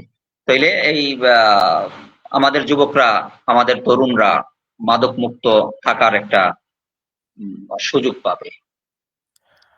ওকে, ধন্যবাদ ভাই। এবং আমি প্রশ্নগুলো বলে যাচ্ছি, কারণ প্রশ্নগুলোর অ্যান্সার অলরেডি আমাদের এই আলোচনার মাধ্যমে চলে আসছে। আমাদের একজনের প্রশ্ন ছিল, গণতান্ত্রিক রাজনীতিতে জামায়াতের ভবিষ্যৎ সম্ভাবনা কেমন দেখছেন? এই প্রশ্নটা কি আমাদের আলোচনায় আসছে ভাই? দেখো আফসার, আহ, জামাত ইসলামী এই স্বাধীন বাংলাদেশে, হুম, তারপরে পাকিস্তান আমলেও,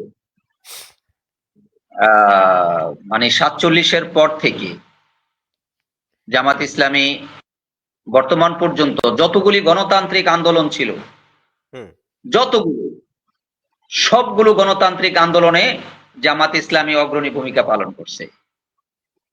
অধ্যাপক গোলাম আজম শেখ মুজিবের সাথে যে যে 11 দফা, হুম, সেই 11 দফার মানে 6 দফার যে 11 জন ছিল, হুম, 6 দফা তৈরি করেছে 11 জন মিলে। আচ্ছা, এই 11 জনের ভিতরে অধ্যাপক গোলাম আজম ছিলেন অন্যতম। আচ্ছা, আচ্ছা, এটা আমরা অনেকে জানি না। জানি না, শেখ আমি মুজিব জানি না। ছিলেন, হুম, অধ্যাপক গোলাম আজমও এর মধ্যে অন্যতম একজন ছিলেন। শেখ মুজিবের সাথে গণতান্ত্রিক পাকিস্তান সরকারের অনিয়মের বিরুদ্ধে অনেকগুলি গণতান্ত্রিক প্রক্রিয়ায় অধ্যাপক গোলাম আজম ছিলেন, মানে জামাতের প্রতিনিধিত্ব ছিল শেখ মুজিবের সাথে। তারপরে যখন দেশ স্বাধীন হলো, স্বাধীন হওয়ার পরে যতগুলি গণতান্ত্রিক আন্দোলন হয়েছে সবগুলি আন্দোলনে জামাতের অংশগ্রহণ ছিল। আমরা যদি 69-এর আন্দোলন দেখি, সেখানে জামাতের প্রতিনিধিত্ব ছিল। আমরা যদি এই 90-এর গণঅভ্যুত্থান দেখি, সেখানে জামাতের প্রতিনিধিত্ব ছিল। আমরা যদি এই যে ইয়েতে কি বলে 2001 সালে যেই একটা অভ্যুত্থান ঘটলো, অভ্যুত্থান না, এটা আন্দোলনের মাধ্যমে এই তৎকালীন সময়ে ইয়েরে প্রতিহত করা আওয়ামী লীগ সরকারকে তখন তারা যেই একচেটিয়া ভাবে যেই রাষ্ট্র ক্ষমতা থাকতে চাইছিল, তখন তাদেরকে প্রতিহত করার যে আন্দোলন ছিল, সেই গণতান্ত্রিক আন্দোলনে জামাতের অগ্রণী ভূমিকা ছিল। এরপরে 5 আগস্টের যে গণতান্ত্রিক আন্দোলন, যে অভ্যুত্থান, এই অভ্যুত্থানও কিন্তু আমরা জামাতের সক্রিয়, এটা আমরা বলি না। আমাদের তো আমির ডাক্তার শফিকুর রহমান উনি বলছেন যে এটা আমরা আমাদের দাবি করি না, আমাদের বলে, আমরা কিছু লোকে আমাদের বলে এটাকে আমরা ছোট করতে চাই না, কারো মর্যাদাকে ছোট করতে চাই না। তো সবাই আমাদের সম্পদ। তো সবাই জানে আসলে এই আন্দোলনটা কিভাবে হয়েছে, কি হয়েছে না হয়েছে। তার মানে সকল গণতান্ত্রিক আন্দোলনে গুরুত্বপূর্ণ ভূমিকা পালন করছে, এবং জামাত চায়, বিশ্বাস করে, যদি গণতান্ত্রিক সিস্টেমে সুষ্ঠু প্রক্রিয়ায় যদি নির্বাচন হয়, জামাত ইসলামী ভালো ফলাফল করবে। যদি রাষ্ট্রযন্ত্র জামাতের যে ভালো দিকগুলি, এগুলি মানুষের কর্ণকুহরে পৌঁছানোর জন্য, মানুষকে জানানোর জন্য জামাত ইসলামী যেই দাওয়াতি কাজগুলি করে, এগুলি যদি বাধা সৃষ্টি না করে, মানুষ যদি জানতে পারে জামাত ইসলামীকে, তাহলে গণতান্ত্রিক পন্থায় জামাতের ভবিষ্যৎ আগামীতে উঠবে। যাক, মাশাআল্লাহ। ওকে, আমরাও চাই সেই শাসনামল দেখতে। এখন দুইটা প্রশ্ন আমি স্কিপ করব, কারণ আমাদের আলোচনায় দুইটা প্রশ্ন চলে গেছে। এটা আমাদের যারা ভিউয়ার যারা আছেন তারা অলরেডি বুঝতে পেরেছেন। তো এখন আমি যে বিষয়টা নিয়ে আলোচনা করব, সেই বিষয়টা একদমই আমাদের এলাকার প্রাসঙ্গিক। আপনি দেখেন, আমাদের যে বিষয়টা নিয়ে খুব, মানে বর্তমানে যেটা নিয়ে আমাদের খুব সমস্যার সম্মুখীন হচ্ছি, যে এই যে অবৈধভাবে নদী থেকে ড্রেজার দিয়ে মাটি নিচ্ছে, এতে করে নওপাড়া চরাতরা কিন্তু পদ্মার নদী ভাঙ্গনের কবলিতে পড়বে। তো এই যে বিষয়গুলো যে করতেছে, এবং এগুলো আগেও ছিল হয়তোবা, কিন্তু এখন যে এই যে বেড়িবাঁধ হলো, সবকিছু হলো, এই ভাঙ্গনের কবলটা যদি শুরু হয় এবং এই পদ্মার চাপে যদি শুরু হয়, এই বাঁধও তো টিকবে না। তাহলে আমাদের এই নওপাড়া চরাতরা বা আমরা যারা ওইদিকের মানুষ আছে, তাদের তো দুর্ভোগের শেষ নেই। তো এই বিষয়ে কি জামায়াত ইসলাম বা জামায়াতের তারা কি কোনো পদক্ষেপ নিচ্ছে বা নিতে পারবে, বা বর্তমান সিচুয়েশন তাদের কি, এই বিষয়ে কি তারা কোনো আমলে নিয়েছেন কিনা? হ্যাঁ আফসার, এটা অত্যন্ত গুরুত্বপূর্ণ একটা এখানে আমাদের সমস্যা, আমাদের চরাঞ্চলের জন্য ঝুঁকি। হ্যাঁ, হ্যাঁ, নদী আমাদেরকে ফেলে দিচ্ছে এই বিষয়টা, আমাদেরকে এই বিষয়টা আমাদেরকে ঝুঁকিতে ফেলে দিচ্ছে। এটা নিয়ে অলরেডি আমাদের কাজ শুরু হয়ে গেছে। শুনলে তুমি খুশি হইবা, অলরেডি আমাদের কাজ শুরু হয়ে গেছে। মাশাআল্লাহ। 13 তারিখ একটু শেয়ার করেন। 13 তারিখ ডিসি মহোদয়ের সাথে আমাদের 13 তারিখ ডিসি মহোদয়ের সাথে আমাদের একটা বৈঠক আছে, শরীয়তপুর ডিসি মহোদয়ের সাথে। ওইখানে এটা নিয়ে আলোচনা হবে। ওকে ওকে। এবং মানে এটা নিয়ে আজকে অলরেডি আপনারা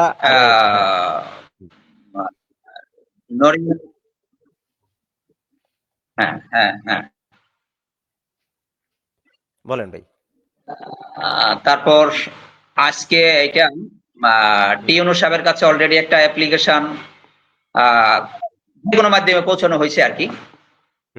আমি অধ্যাপক ডাক্তার মাহমুদ সাহেবের সাথে আমি কথা বলছি। উনি আজকে মিটিং এ ছিল, মিটিং এ থাকার কারণে উনি আমাকে মেসেজ দিয়ে বলছে যে আমি এটা নিয়ে রাত্রে কথা বলবো। আজকে রাত্রে ওনার সাথে আমার সাথে এটা নিয়ে আরো কথা হবে। এটা তোমাদের আলোচনার আগে আমাদের মাথার ভিতরে এটা খুব সিরিয়াসলি আসছে। হুম হুম হুম হুম ডাক্তার হুম। সাহেব এটা খুব সিরিয়াসলি দেখছে। উনি আজকে রাত্রে আমার সাথে হয়তো কথা বলবে, দেখি উনি কি বলে। একটা আচ্ছা বিহিত আচ্ছা, হবে ইনশাআল্লাহ। ভালো এটা করতেই রেজাল্ট হবে, আমরা পাবো। এটার উপর অনেক কিছু নির্ভর করছে, এটা করতে হবে, এটা অবৈধভাবে এভাবে আমাদের যতটুকু হয়েছে এখন আবার সেই নদী ভাঙ্গনের কবলিতে পড়াটা আমরা কেউ এটা চাই না, এটা আমরা কেউ চাই না। এই বিষয়টা অবশ্যই তা আপনাদের দৃষ্টিগোচর থাকলে যারা পলিটিক্যাল পার্সন আছে তাদের যদি এই বিষয়টা তারা যদি আমলে নেয়, কারণ আমাদের কিরণ সাহেবও কিন্তু এই বিষয়টা নিয়ে আসে খুব একটা বাজে ল্যাঙ্গুয়েজও ব্যবহার করছে, কিন্তু তারপরেও কিন্তু এটা বন্ধ হয় নাই। তো সেই ক্ষেত্রে এই বিষয়টা একটু আমলে নেওয়া আমি মনে করি খুব আহ, গুরুত্ব আরোপ অনুসারে দেখা উচিত। আরেকটা প্রশ্ন ছিল, এই প্রশ্নটা হলো যদি আসলে এটা এখনকার কোশ্চেন, আসলে বিষয়টা হলো এরকম যে দিঘির পাড় হতে নওপাড়া ব্রিজ আমাদের কতটা গুরুত্বপূর্ণ সেটা তো জানেন। আর কারা এই কাজের জন্য গুরুত্বপূর্ণ ভূমিকায় থাকতে পারে বলে মনে করেন, মানে বর্তমানে তো আসলে এটা যেহেতু মুন্সিগঞ্জে অলরেডি তারা এটা নিয়ে অলরেডি কাজ শুরু করে দিছে, তো এখন এই ব্রিজটা সম্পর্কে কি কোনো মতামত দিতে পারেন কিনা, যে এটা আসলে কারা এই এই কাজগুলা করলে আমরা হয়তো বা পেতে পারি, বা কিভাবে আমরা এই এই জিনিসটা আমাদের এই একটা চাওয়া ব্রিজ, এই ব্রিজটা আমরা কিভাবে পেতে পারি, এটা আসলে কাদের সাথে এঙ্গেজমেন্টটা থাকলে বা কারা এইটার প্রতি গুরুত্বপূর্ণ দায়িত্ব পালন করতে পারে বলে মনে করেন? আফসার, জামাত ইসলামী কখনো রাষ্ট্র ক্ষমতায় আসে নাই। আসে আমরা নাই, হ্যাঁ। আশা করতেছি হয়তো ক্ষমতায় আসবে। ইনশাল্লাহ। হুম আহ, যারাই এই জনকল্যাণমূলক কাজগুলি করবে, যারাই পাওয়ারে আসবে, যদি জামাত ইসলামী নাও আসে বা হুম বিএনপি পাওয়ারে আসলো, হুম তাহলে মূলত রাষ্ট্র ক্ষমতা যারা থাকবে তারাই হুম। কাজগুলি করবে, এটাই স্বাভাবিক। এটি আমি স্বাভাবিক। চাইলে বা যারা পাওয়ারে নাই তারা চাইলেও করতে পারবে না, তাদের কথা রাষ্ট্র শুনবে না। এটা যারা পাওয়ারে থাকে তাদের লোক দিয়েই তারা এটা করাবে। তো যারাই ক্ষমতায় আসুক, জামাত ইসলামী যদি আসে, জামাত ইসলামের লোকজন এই কাজটা করবে এবং স্বচ্ছভাবে করবে, দুর্নীতি মুক্ত ভাবে করবে। আর যদি ইনশাল্লাহ। জামাত ইসলামী ক্ষমতায় না আসে, অন্য দল ক্ষমতায় আসে, যারাই এই কাজটায় হাত দিবে, যে কেউ হাত দিবে, হুম। তাদেরকে জামাত ইসলামী সহযোগিতা করবে। যাক, আলহামদুলিল্লাহ, আমরা তাহলে এটার জন্য একটু অপেক্ষা করছি, বাট আমি এতটুকু আশাবাদী বা আমরা এতটুকু আশাবাদী হচ্ছি ইনশাল্লাহ আমাদের এটা হবে। একটু সময় হলো, এটা হবে, ইনশাল্লাহ হবে। হবে। ইনশাল্লাহ। যেহেতু এটা নিয়ে কথা হচ্ছে, আর একটা আর কিছু কোশ্চেন আছে আমাদের। আসলে যেহেতু আমরা জামাত ইসলাম বলতে আমরা ধর্মভিত্তিক রাজনীতিকে মেন করি, তো সেই ক্ষেত্রে এই যে ধর্মভিত্তিক রাজনীতি বর্তমান প্রেক্ষাপটে আসলে কতটুকু গ্রহণযোগ্য বলে মনে করেন, যেহেতু বর্তমান আসলে জামায়াতের একটা আহ গুডউইল আছে, সেই ক্ষেত্রে পজিটিভটাই হয়তো বা আমরা ধারণা করতে পারি, ভাই কি বলেন? এই পরিবর্তিত প্রেক্ষাপটে হুম, ধর্মভিত্তিক রাজনীতিটা এখন খুবই উপযোগী এবং উপযোগী, এটার হ্যাঁ, চাহিদা অনেক বেশি। অনেক বেশি। আমরা যদি হুম এই সিরিয়ার দিকে তাকাই, হুম এখানে কিন্তু আসাদ উৎখাত হয়ে হুম। অলরেডি একটা ইসলামিক আহ, প্রজাতন্ত্র, হুম ইসলামিক হুম। রাষ্ট্র সেখানে ওরা ঘোষণা দিয়েছে আচ্ছা। এবং শুরু করেছে তারা। তারপরে যদি আমরা আফগানিস্তানের দিকে তাকাই, আফগানিস্তানের তালেবানদেরকে আমরা সন্ত্রাসী বলতাম, হুম মৌলবাদী বলতাম, হুম যে এরা কি রাষ্ট্র চালাবে, এদের কি অভিজ্ঞতা আছে, এরা পারবে না, এদেরকে সবচেয়ে অযোগ্য, পৃথিবীর সবচেয়ে অযোগ্য শাসক মনে করতাম আমরা তালেবানদেরকে। তালেবানদেরকে। যার কারণে তারা একবার ক্ষমতায় আসার পরে তাদেরকে আমেরিকা উৎখাত করলো, তাদের উপর যথেষ্ট টর্চার করলো। হুম এরপরে আমেরিকা সারেন্ডার করে চলে গেল তালেবানদের হাতে ক্ষমতা দিয়ে। হুম এই যে কয়টা বছর তালেবানরা যে রাষ্ট্রটা চালাচ্ছে, সেই রাষ্ট্রটার ভিতরে আসলে আধুনিক বলতে কোনো কিচ্ছু নাই, হুম। কোনো সামর্থ্য নাই, কোনো ধরনের এমন কোনো সাপোর্ট নাই যে তারা ওটা ধরে আগাবে। এর মাঝেও তারা যেই সফলতা দেখাইছে তাদের দেশে হুম কৃষিতে, হুম। অভূতপূর্ব সফলতা তারা দেখাইছে কৃষি ক্ষেত্রে। Very nice. যে যে বিষয়গুলি তাদের ইয়ের ভিতরে আছে, ক্যাপাসিটির ভিতরে আছে, ওগুলিতে তারা যেই সাফল্য দেখাইছে এই তালেবান সরকার, হুম, তাদের দেশে তো এখন অন্য দেশ থেকে আমেরিকা তো তাদের উপর বিভিন্ন ধরনের বাধা নিষেধ দিয়ে রাখছে। তারা চাইলেও বহির্বিশ্ব থেকে সেই সহযোগিতাগুলি পায় না। তারপরেও তারা আমাদের চেয়ে ভালো আছে। নাইস। এই যে ইসলামিক একটা রাজনীতির সুবাদে হুম, মূলত কোরআনী শাসনের বরকতে তাদের এই বিষয়গুলি আল্লাহ সমাধান করে দিচ্ছেন। আল্লাহ সমাধান করে দিচ্ছেন অটোমেটিকলি। শিওর। এবং বাংলাদেশেও সেরকম একটা চাহিদা অলরেডি তৈরি হয়েছে। আমরা দেখি অধিকাংশ ছেলে পেলে অধিকাংশ ভোটার এখন যদি আমরা যোগাযোগ করি, তখন তারা বলে যে সব দলই তো দেখা হয়ে গেল, এবার আমরা হ্যাঁ, একটু ইসলামী শাসন দেখতে একটু চাই। চেঞ্জ করি। হ্যাঁ, হ্যাঁ, আমরা একটু চেঞ্জ করি। একটু হ্যাঁ, দেখি যে কি আমরা অবস্থা। একটু ইসলামী হ্যাঁ, শাসন দেখতে চাই। তাহলে হ্যাঁ, এই যে মানুষের মধ্যে যে একটা আগ্রহ তৈরি হয়েছে, এটা তো একটা বিশাল আশার দিক। জি তারা ভাই। ইসলামকে ভালোবাসে, ইসলামকে কাছে টানতে চায়, হ্যাঁ, দেশটাকে ইসলামাইজ করতে চায়। এখনকার এই পরিবর্তিত প্রেক্ষাপটে মানুষের মন মানসিকতা তো আমরা এরকমই দেখতে পাই। তোমরা কি দেখতে পাও না? হ্যাঁ, হ্যাঁ, হ্যাঁ, অবশ্যই, অবশ্যই দেখতে পাই। অবশ্যই দেখতে পাই এবং দেখতে পাই বোধ হয়। আপনার এই প্রশ্ন, এই আলোচনার সাথেই একটা প্রশ্ন আসছে। এই প্রশ্নটা আমি এই জন্য অলরেডি কমেন্টে দেখতেছি যে সালগুলো নাই বলি যে আওয়ামী লীগ এবং বিএনপি দুইজনের সাথে জোট সরকারে জামায়াত ক্ষমতায় গিয়েছিল, কিন্তু বর্তমান যে পরিস্থিতি তারা আহ, নিজেরা সবগুলো ইয়েতে আহ, লোকজন দিয়ে তারা কি নিজেরা সরকার গঠন করতে সক্ষম কিনা। আমি শর্ট করে প্রশ্নটা বলে দিলাম আর কি, কারণ উনি এখানে অনেক ডিটেলস বলছে।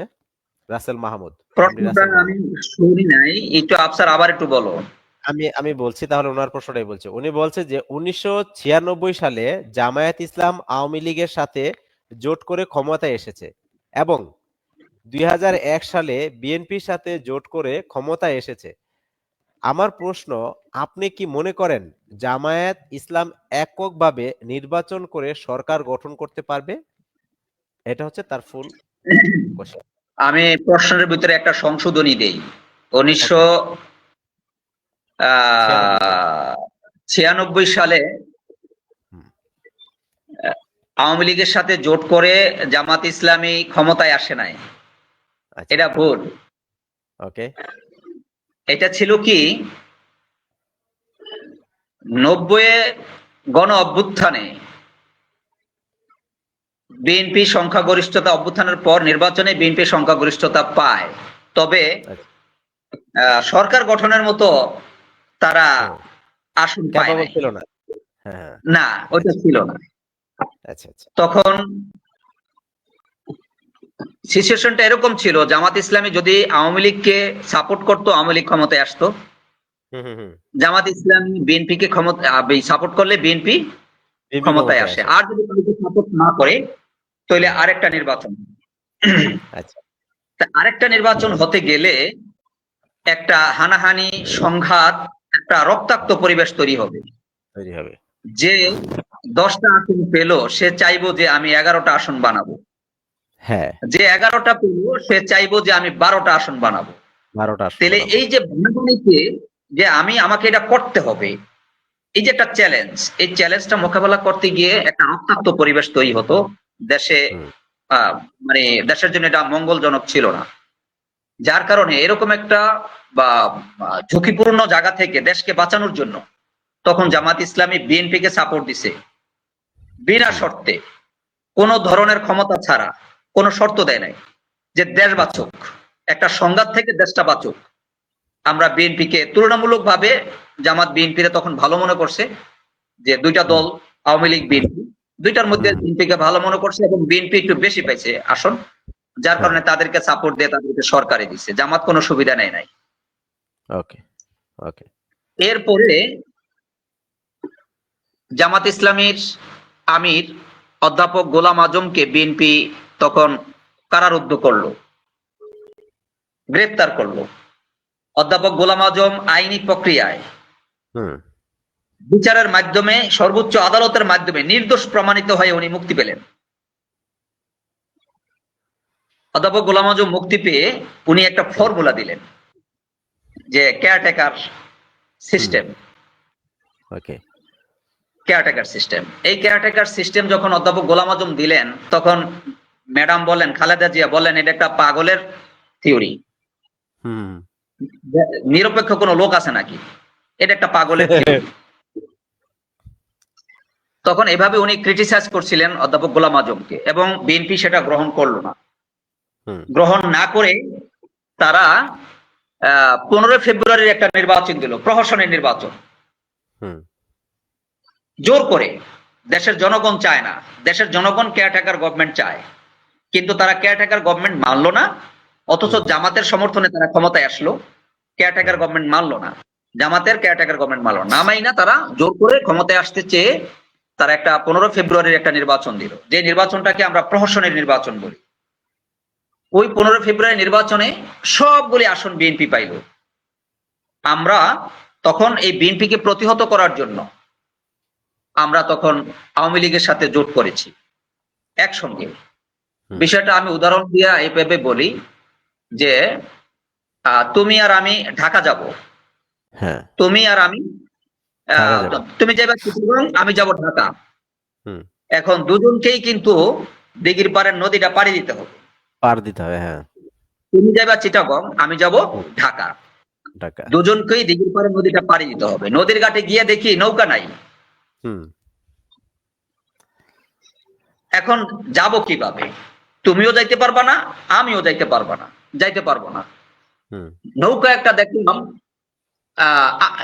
ওচের মধ্যে ঠেক্কা রয়েছে। এখন আমি একলা একলা ঠেললে এটা কিন্তু নামবো না। নামবে না। আরেকজনের সাহায্য লাগবে।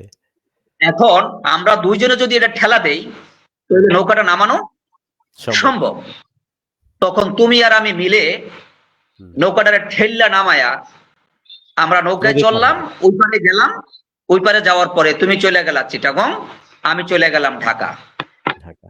এই যে একটা দুইজনে আমরা জোট করলাম নৌকাটা হুম। নামানোর জন্য, হুম। এটাই ছিল আওয়ামী লীগের সাথে আমাদের জোট। ওকে, বিএনপি নাইস। যে একগুয়ামি করেছে, হুম। এই একগুয়ামি মোকাবেলা করার জন্য জামাত যদি একা একা করত, বিএনপির হ্যাঁ। এই একগুয়ামি মোকাবেলা করা যেত না, পারতো না জামাত ইসলামী। আবার হুম। আওয়ামী হুম। লীগও যদি একা একা করতো, আওয়ামী লীগও বিএনপিকে পারতো না। হটাইতে পারতো না।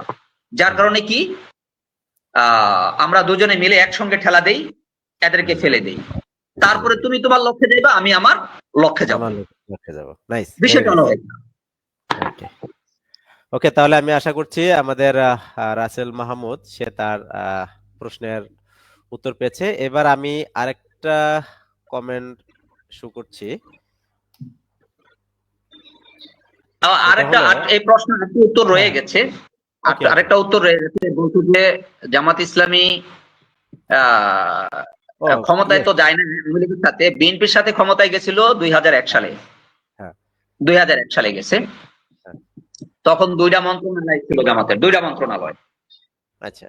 এই 60টা মন্ত্রণালয়ের ভিতরে জামাত ইসলামীকে বিএনপি দুইটা মন্ত্রণালয় দিছে, এবং এই দুইটা মন্ত্রণালয় 5 বছর পর্যন্ত দুর্নীতিমুক্ত ভাবে জামাত ইসলামী পরিচালনা করছে। 5 বছর পরে সকল মন্ত্রণালয়ে দুর্নীতি পাইছে, সকল মন্ত্রীরা আদালতে গেছে এই দুর্নীতি, নিজ নিজ মন্ত্রণালয়ে দুর্নীতির কারণে। জামাত ইসলামীর নেতারা যুদ্ধাপরাধের কারণে আদালতে গেছে, কিন্তু এই মন্ত্রণালয়ের কাজে দুর্নীতির বিষয়ে তাদেরকে কোনো প্রশ্নের মুখোমুখি হইতে হয় নাই। কোন ধরনের নাইস। এক চুল এটা তো পরিমাণ এক্সাম্পল দুর্নীতি আছে পায় নাই। তাহলে। তাহলে তো এটা তো একটা একদম উদাহরণ। একটা বিষয়। আরেকটা বিষয় হলো যে জামাত ইসলামী কি এককভাবে নির্বাচনে গেলে হুম। ক্ষমতা যেতে পারবে কিনা, এই এই প্রশ্নের অংশ আমি একটু হ্যাঁ, হ্যাঁ, উদাহরণস্বরূপ বলি। এটা মিশরে বুঝেছি। 70 বছর পর্যন্ত ইখওয়ানুল হ্যাঁ। মুসলিমিন নিষিদ্ধ ছিল। ইখওয়ানুল মুসলিমিন 70 বছর। আচ্ছা। তখন এরপরে সর্বশেষ শাসক ছিল হোসনি মোবারক। তোমাদের মনে আছে কিনা জানি না হোসনি মোবারকের কথা। সর্বশেষ শাসক ছিল হোসনি মোবারক। তখন এই সেখানে একটা অভ্যুত্থান হলো, অভ্যুত্থানে হোসনি মোবারকের পতন হলো। হুম। সবাই মনে করছে যে ইখওয়ানুল মুসলিমিন আর নাই, এটা ধ্বংস হয়ে গেছে, শেষ। অভ্যুত্থানের পরে হোসনি মোবারকের যখন পতন হলো, তখন মিশরে একটা নির্বাচন হলো। সেই নির্বাচনে ইখওয়ানুল মুসলিমিন অ্যাটেন্ড করলো নির্বাচনে, এবং একক সংখ্যাগরিষ্ঠতা নিয়ে তারা সরকার গঠন করলো। বিএনপি আওয়ামী লীগের মতো শক্তিশালী অনেকগুলি দল ছিল, যারা একদম বাতাসের সাথে উড়ে গেছে, তারা টোটালি এই কোরআনুল হ্যাঁ, মুসলিমিনের কাছে পাত্তা পায় নাই। এই কোরআনুল মুসলিমিন 70 বছর নিষিদ্ধ থাকার পরেও, পরেও তারা কোন ধরনের সুযোগ পরেও, না পাওয়ার পরেও তারা ওই নির্বাচনে একক সংখ্যাগরিষ্ঠতা অর্জন করেছে। এটা করে দিয়েছেন একমাত্র আল্লাহ।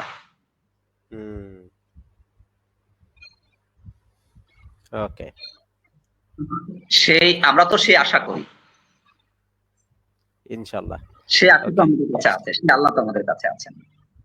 এই ধন্যবাদ ভাই, আপনার এটা সুন্দরভাবে তার প্রশ্নের উত্তরগুলো অনেক সুন্দরভাবে গুছিয়ে দিয়েছেন। আশা করছি সে তার প্রশ্নের অ্যান্সারটা পেয়েছে। এবং এখানে আরেকটা প্রশ্ন করছে আমাদের এমডি সুমন মাহমুদ, সুমন হলাদার। আচ্ছা, যাই হোক, উনি উনি বলছে যে আসসালামু আলাইকুম রহমতুল্লাহ, মুসলিম শব্দের অর্থ হলো আত্মসমর্পণ করা, কিন্তু বাংলাদেশ ইসলামিক দল কয়টি আছে এবং এরা কি চায় ক্ষমতা নাকি ইসলাম প্রচার? ইসলাম প্রচার করা যদি এদের কাজ হয় তাহলে সব দল এক হয় না কেন?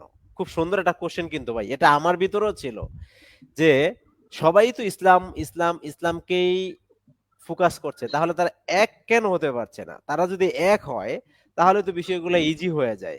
আওয়ামী লীগ, বিএনপি, এরকম একটা দল, তো যদি তারা এক হয় তাহলে তারাও তো অনেক বেশি আরো স্ট্রং হয়ে যায়। তো এই বিষয়টা আসলে কেন হচ্ছে, এক কেন হইতে পারতেছে না তারা? হ্যাঁ, চমৎকার একটা প্রশ্ন স্যার। এটা প্রশ্নটা উত্তর তোমাকে আমি এভাবে দিতে চাই। ইসলামে মাযহাব কয়টা? অনেকগুলো ভাই। 4টে। চারটা? আচ্ছা, আমার ইসলামে অতটা 4টা মাযহাব। জ্ঞান নেই। হ্যাঁ, হ্যাঁ, ইসলামে 4টা মাযহাব। কে একটা মাযহাব হইতে পারলো না? হ্যাঁ, হইতে পারতো, কিন্তু হয় কোরআনে, নাই। হাদিসে। তাহলে হ্যাঁ, মাযহাব 4টা কেন হলো? একজনে বলে নাভির উপরে হাত বানবে, আরেকজনে বলে এখানে হাত বানবে। এই যে একটা পার্থক্য, এই 4টা মাযহাব, হুম, এই 4জনই কিন্তু আমাদের ইমাম, এবং হুম, 4জনেই 4জনের নির্দেশগুলি মানা আমাদের জন্য, আমরা মানতে পারি, এটা সহিভাবে মানতে হ্যাঁ, পারি, কোনো ভুল হবে না। তাহলে 4টা কেন হলো? 4জনের মত 4 রকম কেন হলো?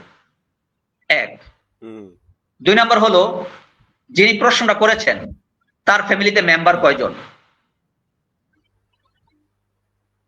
ওই ওই ফ্যামিলির যদি 5জন মেম্বার থেকে থাকে, সবগুলি হুম। ফ্যামিলির এই সবগুলো কাজে 5জন কি একমত সবসময় হতে পেরেছেন? না, একমত তো হওয়ার কথা না। আমি বলছি, মনে করো কাজ একটাই কাজ, একটা কাজ নিয়ে ফ্যামিলি একটা ডিসিশন নেবে। হুম, 5জনে 3 রকম মত মত দিল, বা 5জনে 2 রকম মত দিল। কেন? একটা ফ্যামিলিতে মাত্র 5জন, ছোট্ট একটা ডিসিশন, 5জনে কিন্তু একমত হইতে পারলো না। তাহলে তোমরা 5জনে যদি একমত হইতে না পারো ফ্যামিলির একটা ডিসিশনে, তখন হুম। 18 কোটি মানুষ বা বিশ্বের শত শত কোটি মানুষ একটা বিষয়ে একমত কি করে হইতে পারে? মতের ভিন্নতা তো থাকবেই। এটা রাসূলের সময় আমরা দেখি নাই? রাসূলের সময়ও তো মতের ভিন্নতা ছিল। আর এই মতের ভিন্নতার কারণেই তো রাসূল সাল্লাল্লাহু আলাইহি সাল্লাম সাহাবাদেরকে নিয়ে বসতেন, এক জায়গায় বসতেন, একটা কাজ রাসূল সব জানতেন, আল্লাহ বলে দিচ্ছেন যে এই হুম, কাজটা এভাবে হবে, এটাই পারফেক্ট। তারপরও রাসূল বসতেন, সাহাবীরা 10 জনে 10 রকম মতামত দিত। এটা এভাবে হবে, হুজুর এটা এভাবে করলে ভালো হবে, এটা এভাবে করলে ভালো হুম, হবে। কাজ তো একটাই। তাহলে এই 10জন সাহাবী 10 রকম মতবাদ কেন দিলেন? এটা একটা সৌন্দর্য। এই যে মতের ভিন্নতা হলো, এটা ইসলামের সৌন্দর্য। এটা শুরু থেকে ছিল, দুনিয়া সৃষ্টি থেকে ছিল। আমরা আদম আলাইহিস সালামকে যখন সৃষ্টি করেছেন, ওনার যে সন্তান ছিল এই জোড়ায় জোড়ায়, ওই সন্তানদের হুম, মাঝেও তো আমরা মতভেদ দেখছি একেবারে হুম, শুরুতে। তাইলে এই মতভেদ তো দুনিয়ার শুরু শুরু থেকে চলে আসছে। এখন আমি যদি বলি ইসলামী দলগুলির মাঝে এতগুলি মতবাদ কেন, এতগুলি দল কেন? বাবা, তুমি তোমার ফ্যামিলির মাঝে 5জন, 5জনে যে 3 দল করো, সেটা তোমরা একদল হুম। হইতে পারো না কেন? তোমরা মাত্র 5জন, আসলে 5জনে একদল হইতে পারো না কেন? সুতরাং 5জন যেহেতু একদল হইতে পারো না, 18 কোটি মানুষের মধ্যে 50টা দল থাকবে, এটা অস্বাভাবিক না, এটা স্বাভাবিক। হুম, তবে বিষয়টা হলো আমাকে বিবেচনা করতে হবে যে আমার জন্য কোন দলটা পারফেক্ট। সিদ্ধান্ত যদি আমার, আমাকেই নিতে হবে। যদি আমি দেখি আমার জন্য জামাত ইসলামী পারফেক্ট, তাহলে আমি জামাত ইসলামীর মাধ্যমে আমি প্র্যাকটিস শুরু করব। যদি আমি দেখি ইসলামী আন্দোলন এটা আমার জন্য পারফেক্ট বা এরা ভালো করে, তাহলে আমি এটা দিয়ে শুরু করব। আমি যদি দেখি 18টা বা 20টা বা 50টা ইসলামী দল আছে, কোনোটাই সঠিক না, তাহলে আমি নিজে একটা ইসলামী দল খুলে হুম। আমি আল্লাহর জমিনে আল্লাহর দিনকে প্রতিষ্ঠার জন্য আমি অগ্রসর হব। তবু আমি কুফরি মতবাদে যাব না, আওয়ামী লীগ বিএনপির মতো কুফরি মতবাদে যাব না। এটাই হলো কোরআনের নির্দেশ। এরপরে আমি বলি সেটা হলো জামাত ইসলামী এই ইসলামী দলগুলির মাঝে একটা ঐক্য সৃষ্টির জন্য চেষ্টা করছে এবং এটা জোরালো ভাবে করে যাচ্ছে, খুব জোরালো ভাবে। এটা জামাত অনেক আগে থেকে করতেছে। 5 আগস্টের পরে জামাত ইসলামী দৃশ্যমান অনেকগুলি কাজ করছে, সবাই জানে। চরমনের গেছে, তারপরে ওই যে আহমদুল্লাহ সাহেবের কাছে গেছে, জামাত হ্যাঁ, ইসলামের আমির সরাসরি গেছেন, এই ট্যুরগুলি করছেন আমরা সবার এগুলো সাথে আমরা গিয়ে। এগুলো দেখতে পাইছি। হুম। হ্যাঁ, এগুলি করছে। তো এগুলি তো জামাত ইসলামী অলরেডি করে যাচ্ছে এবং অনেক দূর অগ্রসর হয়েছে। ইনশাল্লাহ একটা ভালো রেজাল্ট আমরা পাবো।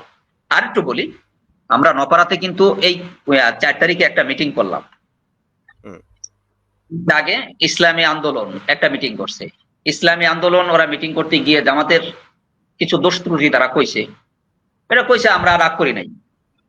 হুম। কিন্তু আমরা যখন 4 তারিখে প্রোগ্রামটা করলাম, ইসলামী আন্দোলনকে আমরা দাওয়াত দিচ্ছি, হুম। তাদেরকে আমাদের একটা সমমর্যাদায় সেখানে বক্তব্য দেওয়ার জন্য সুযোগ করে দিছি। হুম। আমরা তাদেরকে বলছি, আপনারা আমার ভাই, আমরা একসঙ্গে কাজ করব। হুম।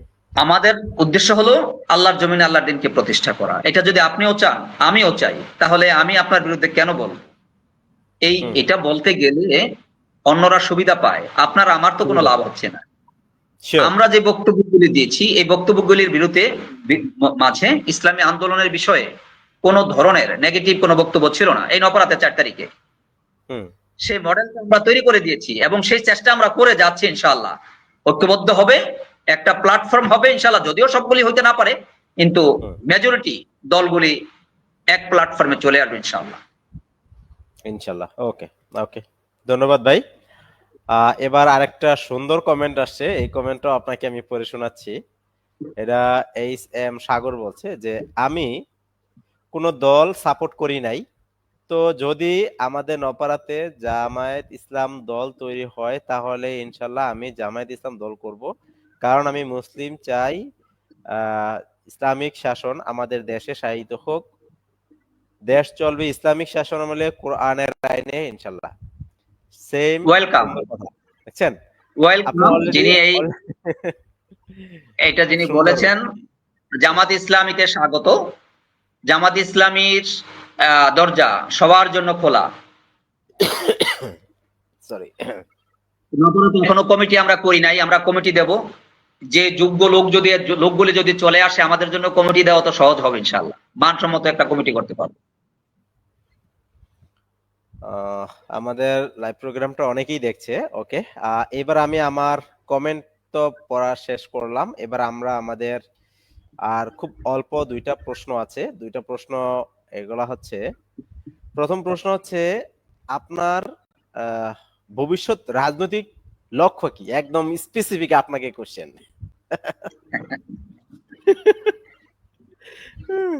এটা একটু আর সুন্দর করে আমাদের ইজিলি করে বলে দেন। রাজনৈতিক আমার লক্ষ্য আর জামাত ইসলামীর লক্ষ্য একই, হুম। কোনো পার্থক্য নাই। আমি জামাত ইসলামী আল্লাহর এই জমিনে আল্লাহর জমিনে আল্লাহর দিনকে প্রতিষ্ঠার মাধ্যমে, হুম। জনকল্যাণমূলক কাজের মাধ্যমে, একটা ইসলামিক রাষ্ট্র প্রতিষ্ঠার মাধ্যমে, রাসূল সাল্লাল্লাহু আলাইহি সাল্লাম যে মডেল দেখিয়ে গেছেন, সেরকম একটি মডেল রাষ্ট্র প্রতিষ্ঠার মাধ্যমে আল্লাহর সন্তুষ্টি অর্জন করতে চাই। আমি সেই লক্ষ্য বাস্তবায়নের জন্য কাজ করি, নেতা হওয়ার জন্য নয়, মূলতই আল্লাহর সন্তুষ্টির জন্য। এবং এটা করতে গিয়ে যদি কোনো জায়গায় আমাকে বসতে হয়, কোনো পজিশনে আমাকে যেতে হয়, সেটা সাংগঠনিক সিস্টেমে যদি আমার সেই জায়গায় বসাই লাগে, তাহলে সেই জায়গায় আমি বসবো। সেটা আমার ইচ্ছা না, সেটা সংগঠনের ইচ্ছা। এটা আমার লক্ষ্যের সাংগঠনিক। ভিতরে না। সেটা আমার লক্ষ্যের ভিতরে না। আমার একমাত্র লক্ষ্য হলো আল্লাহ এবং আল্লাহ রাসূলের সন্তুষ্টি অর্জন এই কাজের মাধ্যমে। নপাড়া চরাত্রা যদি জামাত ইসলামীকে আমরা নপাড়া চরাত্রায় আমরা একটা সামাজিক রূপ দিতে পারি। এখন নপাড়া চরাত্রায় আমরা স্বাধীনভাবে কথা বলতে পারি না, আমি আমার মতটাকে প্রকাশ করতে পারি না, আমি বলতে পারি না যে আমি জামাতকে ভালোবাসি, এই কথাটা বলতে পারি না। অনেকেই এটা মনের ভিতরে লালন করতেছে। এখন যে পরিস্থিতি, অনেকেই বলে যে আমি জামাত ইসলামী করব, কিন্তু বলতে সাহস পায় না। তার আরেকদিকে চোখ রাঙ্গানি আছে। এই যে চোখ রাঙ্গানি, এই যে একটা ভয়াবহ পরিস্থিতি নপাড়া চরাত্রার ভিতরে কন্টিনিউ। জামাত ইসলামী যদি সামাজিকভাবে প্রতিষ্ঠিত হয় তাহলে এটা থাকবে না। এই যে বৈষম্য, মর্যাদার বৈষম্য, এটা থাকবে না। নপাড়া চরাত্রাতে তো রাজা প্রজার খেলা, নপাড়া চরাত্রায় রাজা প্রজার খেলা। এই রাজা প্রজার খেলা থাকবে না। সবাই মর্যাদা, মানে নাগরিক হিসাবে, মানুষ হিসাবে মর্যাদার দিক থেকে একটা সমতায় চলে আসবে। এত বৈষম্য থাকবে না। আমরা সেটা নিয়ে কাজ করছি এবং এই কাজগুলির মাধ্যমে আল্লাহ সন্তুষ্টি অর্জন করাই হলো আমার রাজনৈতিক উদ্দেশ্য।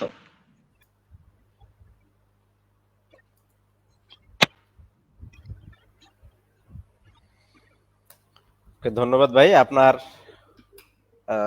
খুব মানে প্ল্যান পরিকল্পনা যে সাংগঠনিক ভাবে, তা আমরা অলরেডি আপনার এই সুন্দর আলোচনায় আমরা অলরেডি বুঝতে পেরেছি। বাট তারপরও যেহেতু প্রশ্নটা ছিল, সেই দিক থেকে আসলে আপনাকে প্রশ্নটা করা। আমরা প্রশ্নের প্রায় শেষ দিকে চলে আসছি। আর দুইটা প্রশ্ন। একটা প্রশ্ন হলো, আপনি কিভাবে তরুণ সমাজকে রাজনীতিতে যুক্ত করতে চান? মানে এগুলো হচ্ছে একদম একদম স্পেসিফিক ভাবে, মানে এটা আসলে যদি আমি আপনাকে বলতে যাই, এই জিনিসটা আসলে স্পেসিফিক আপনাকে বলার চেয়ে আপনি উত্তরটা এভাবে দিতে পারেন যে আপনারা কিভাবে তরুণ সমাজকে রাজনীতিতে যুক্ত করতে চান? দেখো, রাজনীতিতে জামাত ইসলামী যে রাজনীতিটা করে এটা একটা ইবাদত। এটা একটা ইবাদত। ইবাদতটা আমার জন্য যেমন ফরজ, তেমনি সকল মানুষের জন্য তেমনি ফরজ। নপাড়ার তরুণ প্রজন্ম, যুব প্রজন্ম যারা আছে, তরুণ যুবা যারা আছে, সবার জন্য তেমনি ফরজ। সবাইকেই এই রাজনীতিতে আসতে হবে। এই জন্য আমি বলি, জামাত ইসলামীর যদি কেউ আসতে চায়, একটা সহযোগী সদস্য ফরম আছে। এই সহযোগী সদস্য ফরম পূরণের মাধ্যমে সে জামাতের সহযোগী সদস্য হতে পারে। তারপরে সহযোগী সদস্য হওয়ার পরে জামাতের কিছু সিলেবাস আছে। এই সিলেবাসের কিছু বই পুস্তক আছে, হালকা পাতলা বই পুস্তক, ছোট ছোট বই। এই বই পুস্তকগুলি পড়লে 4টা কাজ করলে সে কর্মী হতে পারে। 4টা কাজ। একটা কাজ হলো এই নিয়মিত বৈঠকে উপস্থিত হওয়া।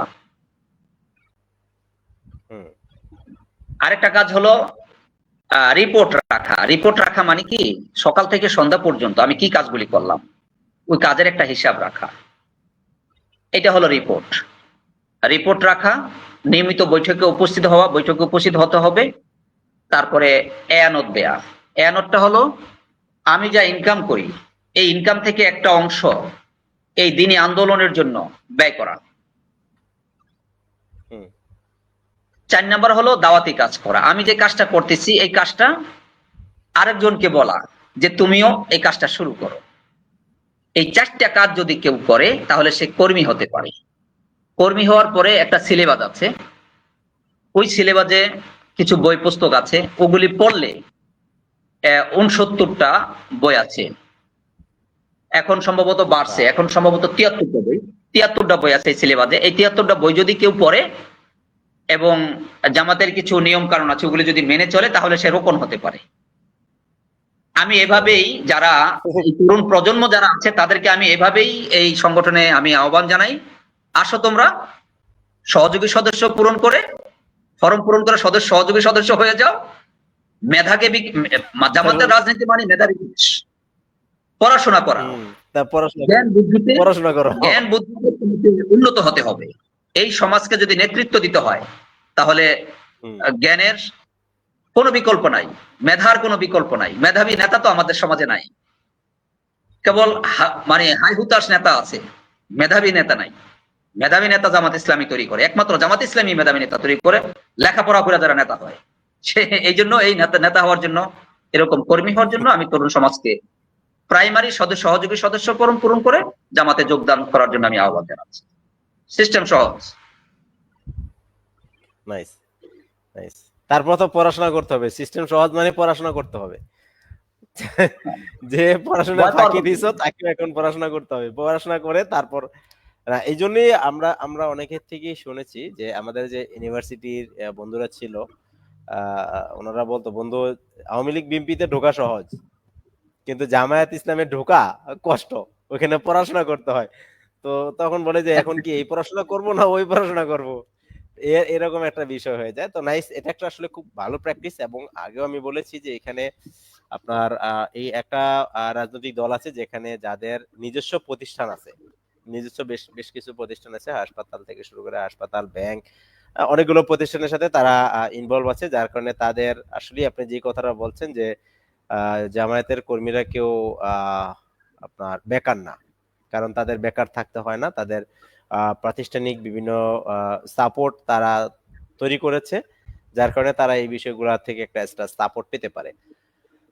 আমরা আসলে এখন অনেক আলোচনা করতে করতে আমাদের অনেকগুলো প্রশ্ন পর্ব ছিল, সেই প্রশ্ন পর্বগুলো শেষ অলমোস্ট।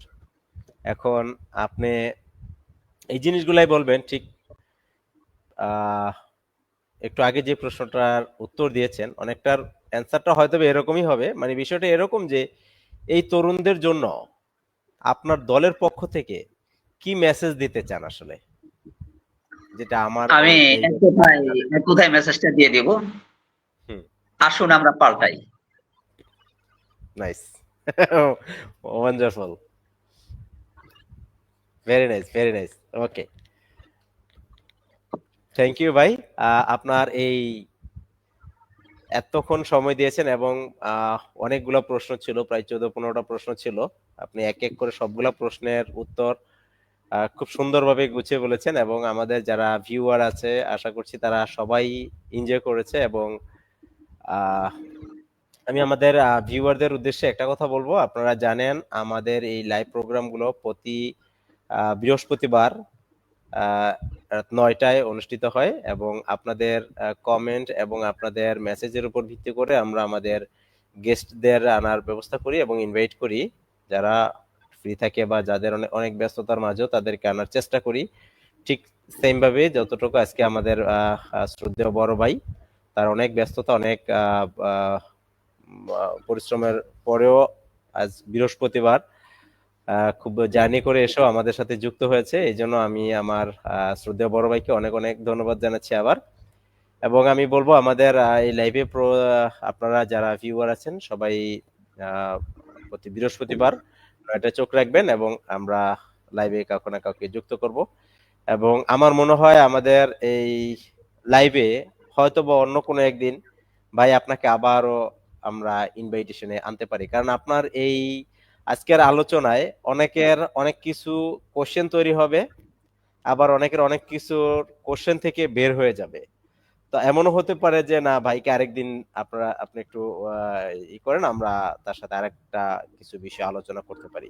তো সেই জন্য আপনাকে অ্যাডভান্স স্বাগত জানাচ্ছি, এবং আপনার সুস্বাস্থ্য কামনা করছি, এবং দোয়া করবেন আমাদের জন্য, আমরা যেন ভালোভাবে আমাদের যেই ন্যাক ইচ্ছা বা আমাদের যেই সৎ পরিকল্পনা, এই পরিকল্পনাগুলো যেন আমরা বাস্তবায়ন করতে পারি, কারণ আমরা চাই না আমরা যে কষ্টে বা আমরা যেভাবে জীবনযাপন করেছি আমাদের নেক্সট জেনারেশন যেন সেই দিকটাতে না পড়তে হয়, ওরা যেন আমাদের জন্য এই সাপোর্টটা তারা যেন পেতে পারে।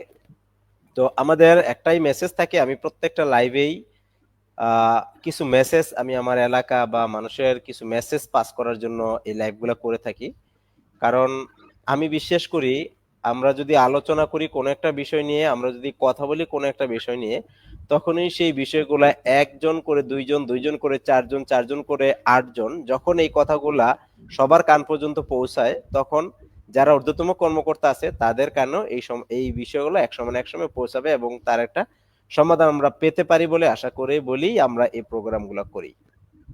এবং আজকে আপনার যে আলোচনাগুলো, প্রত্যেকটা আলোচনাগুলো আমাদের বিশেষ করে খুব শিক্ষণীয় ছিল, এবং আমাদের যারা ভিউয়ার আছে আমি মনে করি তারা সবাই এই বিষয়গুলো এনজয় করেছে। তো আপনাকে ভাই অনেক ধন্যবাদ, অনেক অনেক ধন্যবাদ, অনেকটা সময় দিয়েছেন। আমাদের লাইভটা আমরা ক্লোজ করে দিব। তো আপনাকে অনেক অনেক ধন্যবাদ জানিয়ে আমরা লাইভটা বন্ধ করতেছি, স্টপ করতেছি। তোমাকে ঠিক আছে ধন্যবাদ ভাই? আফসার, তোমার মাধ্যমে তোমার দর্শক যারা আছে সকলকে জামাত ইসলামের পক্ষ থেকে মোবারকবাদ। ওকে, ধন্যবাদ। ঠিক আছে ভাই, তাহলে আমি লাইভটা এন্ড করে আসসালামু দিচ্ছি। আলাইকুম। আসসালামু আলাইকুম। ওয়ালাইকুম আসসালাম।